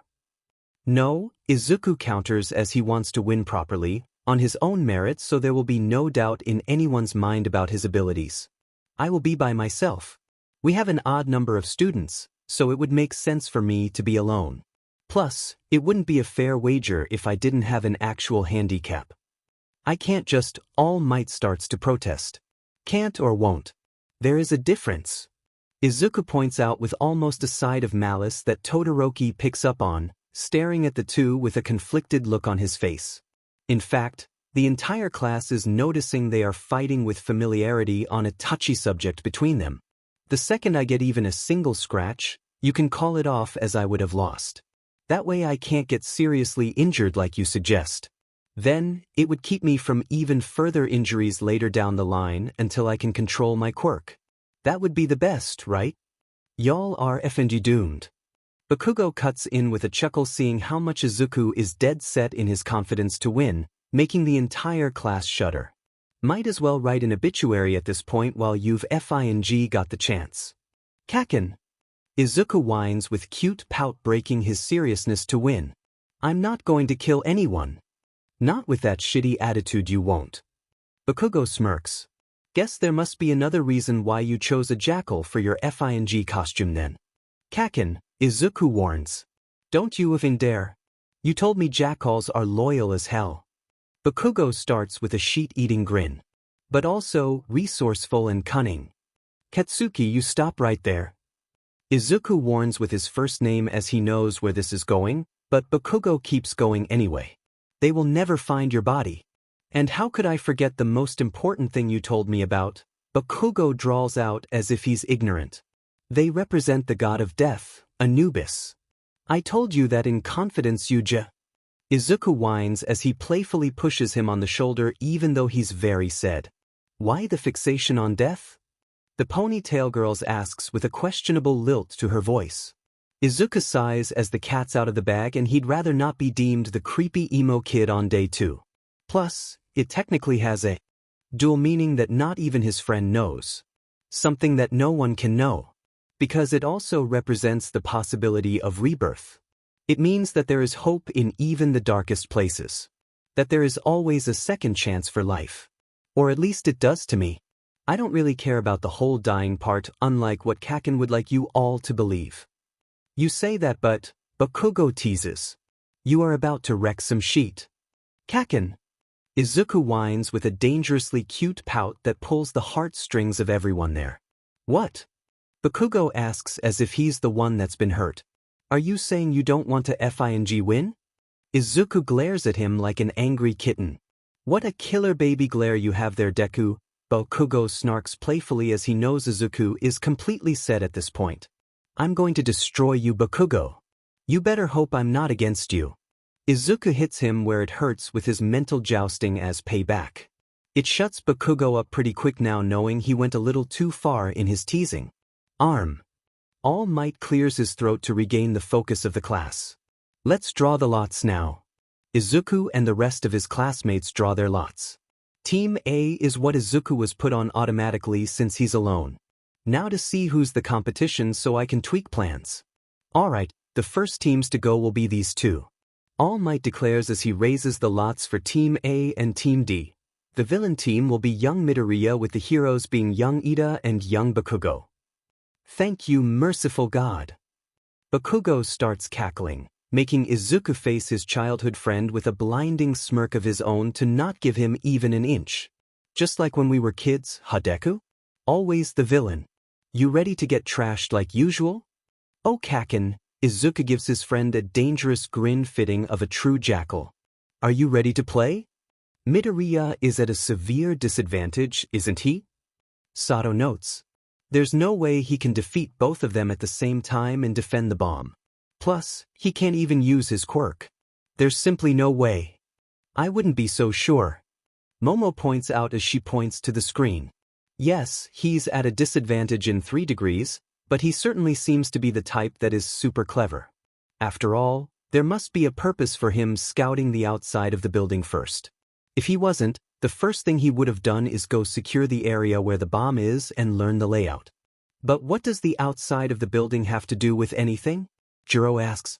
I'm not sure what he's got planned, but he's covering all of the bases, which means he's much more intelligent than we have estimated. Momo informs with a sense of duty to her classmates. Even if it doesn't have a plan around it, he may be looking for possible entry points from the heroes that he would have to deal with. I certainly wouldn't have even thought of it as important, as my first instinct would have been to secure and defend the bomb, then look for those entry points inside the building. Especially if I was under the same level of pressure that he's currently under with his constraints. Wait, what is he doing with his hands? Kaminari points out as Izuku reaches for one of his pockets, bringing out something thin that they can't see very well. Like any experienced hunter, he's laying a trap. Tokoyami informs since he can easily see the wires as the classmates glue their eyes to the screen for what their green-haired classmate has in store. Izuku barely finishes with setting up his traps in the two entranceways before he has to sprint back downstairs for the first part of his plan. Taking a minute to catch his breath as he knows he won't be able to do so soon, Izuku runs through the layout he picked for getting to the roof and the location he'd have to be in soon in his head. 10 minutes for prep are over. Heroes, you may enter the building. All Might booms over the intercom, making Izuku shift into survival mode. Villain, prepare to fight. The second Izuku hears their bickering and footsteps, Izuku shifts into a vigilante role comfortably as he's done so many times before, but this time with his own personal flair by blaring some music on his personal speaker on his tiny version of his voice changer he had the support company make for him. It's even got his signature theme song with its own special button. Such good memories. But he picks a much subtler song for this to make Bakugo said, "Let's get this party rocking." Winky face. As soon as the heroes turn the corner, Izuku starts howling in laughter that makes Ida get chills after turning off Barbie Girl. Izuku only stops when he sees Bakugo give off a warning explosion signaling he's just about to crack with rage. First step, get them separated. Hey firecracker. Izuku sneers. How's being a hero going for you? I'm jealous of you, you know. Deku. Bakugo shifts to a sheet-eating grin at the possibility of driving him into the ground.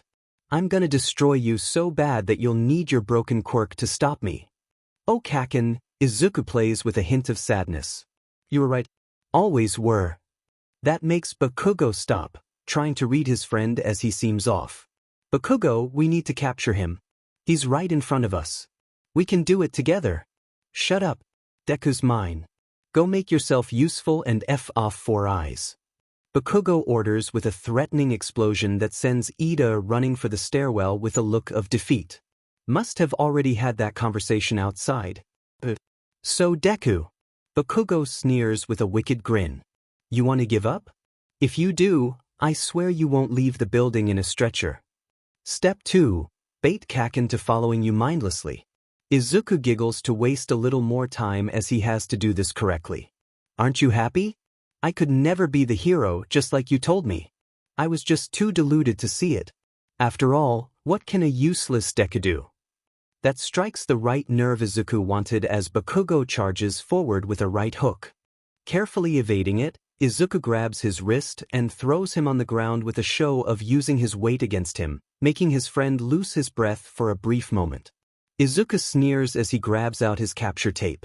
He knows he won't get him, but it's to further rile him up.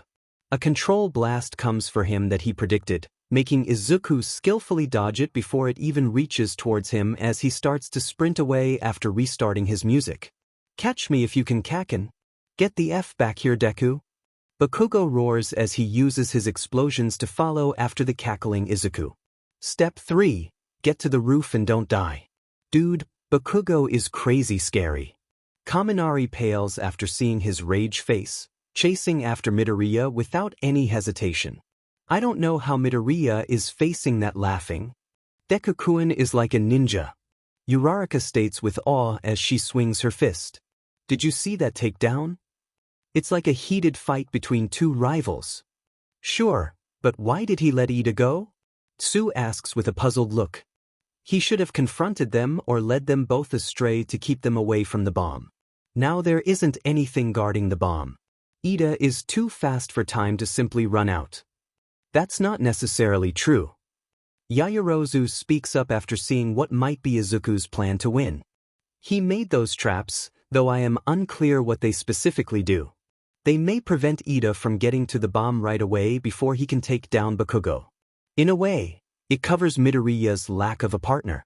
That might be the reason he checked the outside perimeter before going inside. But then why deal with Bakugo first? If he gets hurt, it's game over. Ashido mentions rhetorically. He should have picked Ida to confront, not Bakugo. Perhaps he went for the flashy approach like me. Aoyama smiles as he dramatically flares his cape. Wouldn't you agree my costume is super sparkly? Still, Kirishima notes looking up at the screen with concern. If one of his explosions hits him, he's done. What does he intend to do by provoking him like this? It's not very manly at the least with him running away like this. Fumi, I like him. Did you see what he did? Dark Shadow pops out for a peek as Tokoyami simply rolls his eyes at his giddy partner watching the screen with extreme interest. Can we keep him? No, we can't keep him, Dark Shadow. Tokoyami asserts, annoyed even though he is sharing his friend's opinion due to what his classmate had attached to the traps. Though, his ingenuity should be revered. What a mad banquet of darkness. Out of breath from running the crap out of himself, Izuku heads over to the exact spot he wants to be at when Bakugo confronts him. Turning to face him after switching off his mini voice changer, Izuku catches his breath as Bakugo blows open the door to the roof. Deku. Bakugo calmly says, despite the rage on his face saying otherwise. Are you done running so I can beat you up properly, you bastard? Yep, Barbie girl. Izuku. Snickers. But I wouldn't count on you beating me if you aren't going to do your best. You haven't even gotten a single scratch on me. Are you really going to beat me at this rate? All I've seen is you running behind me like a chicken with his head cut off. Or maybe a mutilated Barbie doll in your case. Honestly can't tell the difference at this point. Step 4. Oh. Bakugo asks as the silent rage enters his face as his eye twitches. Despite his calm demeanor, Izuku knows better as the death aura coming off his friend is starting to get nauseating. Tell me, Deku, do you know that my gauntlets aren't exactly for show? You should, since you helped me with my costume. But I wonder, do you know exactly what they do? Izuku fakes his fear as he looks at his friend in horror. Wait, Kaken. You don't have to. Bakugo starts to raise his glowing gauntlet as he grasps the pin. Guessing by that look, you know that they store up my sweat. Let's see how big it is. Bakugo! Do not shoot off that. You'll kill him. All Might roars in Bakugo's ear so loud that Izuku can hear it as well. I won't kill him if he dodges. Bakugo yells back as he releases the pin just as Izuku grins wildly. Immediately, Izuku back flips off the building to safety just as the explosion starts to make its way towards him and the wave of death passes over him as a warning. Expertly, Izuku jumps down a bit on each ledge he planned on when he took his little look around the building until he's in front of the open window where the bomb is. Not wasting any time, Izuku scampers in and gets situated just as Ida rounds the corner to the open door.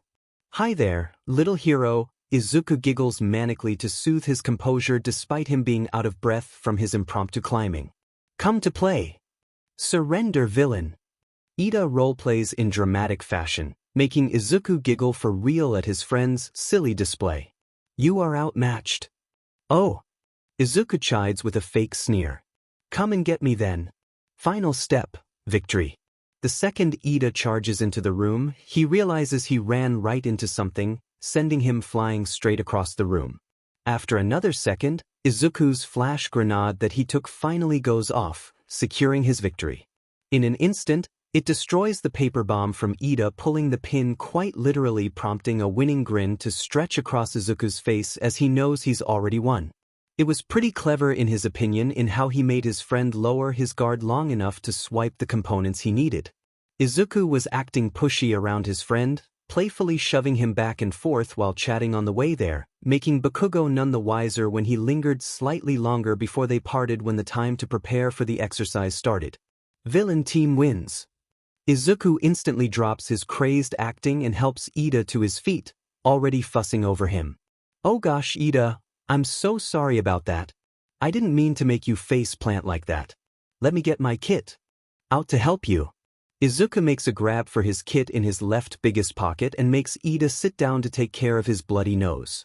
Thankfully, it's not broken upon inspection, just scraped. Here, keep pressure on it to stop the bleeding. Izuku instructs with a piece of gauze after he sifts through his kit for the neosporin and an alcohol wipe to clean it. What even happened? Ida asks in a daze before Bakugo rages through Ida's calm. Four eyes. Where the hell is Deku? Bakugo asks in worry. Is that a-hole hurt? I can't find him. Bakugo, he's with me on the 4th floor. Ida informs as Izuku starts to clean the wound. He's totally fine. Izuku can clearly hear an unhappy grumble through it as Izuku finishes up with a bandage. Ida, how many fingers am I holding up? Izuku hold up 2 to check if he's got a concussion from his stunt. The plan was to not let anyone get hurt other than a possible bruise, but that kind of went out of the window real fast. Just not sure what happened really. Ida ponders confused. Did we run out of time? Izuku smiles brightly. Nope.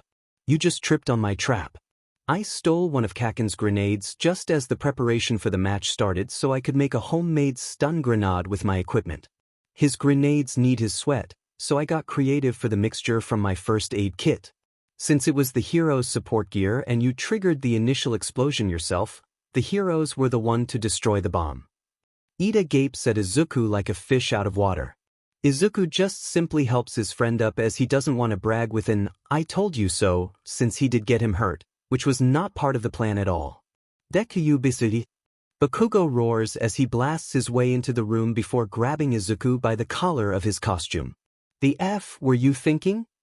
Izuku just pouts slightly. I didn't mean for Ida to get hurt. Oh my effing god. Bakugo groans in annoyance at Izuku's ignorance.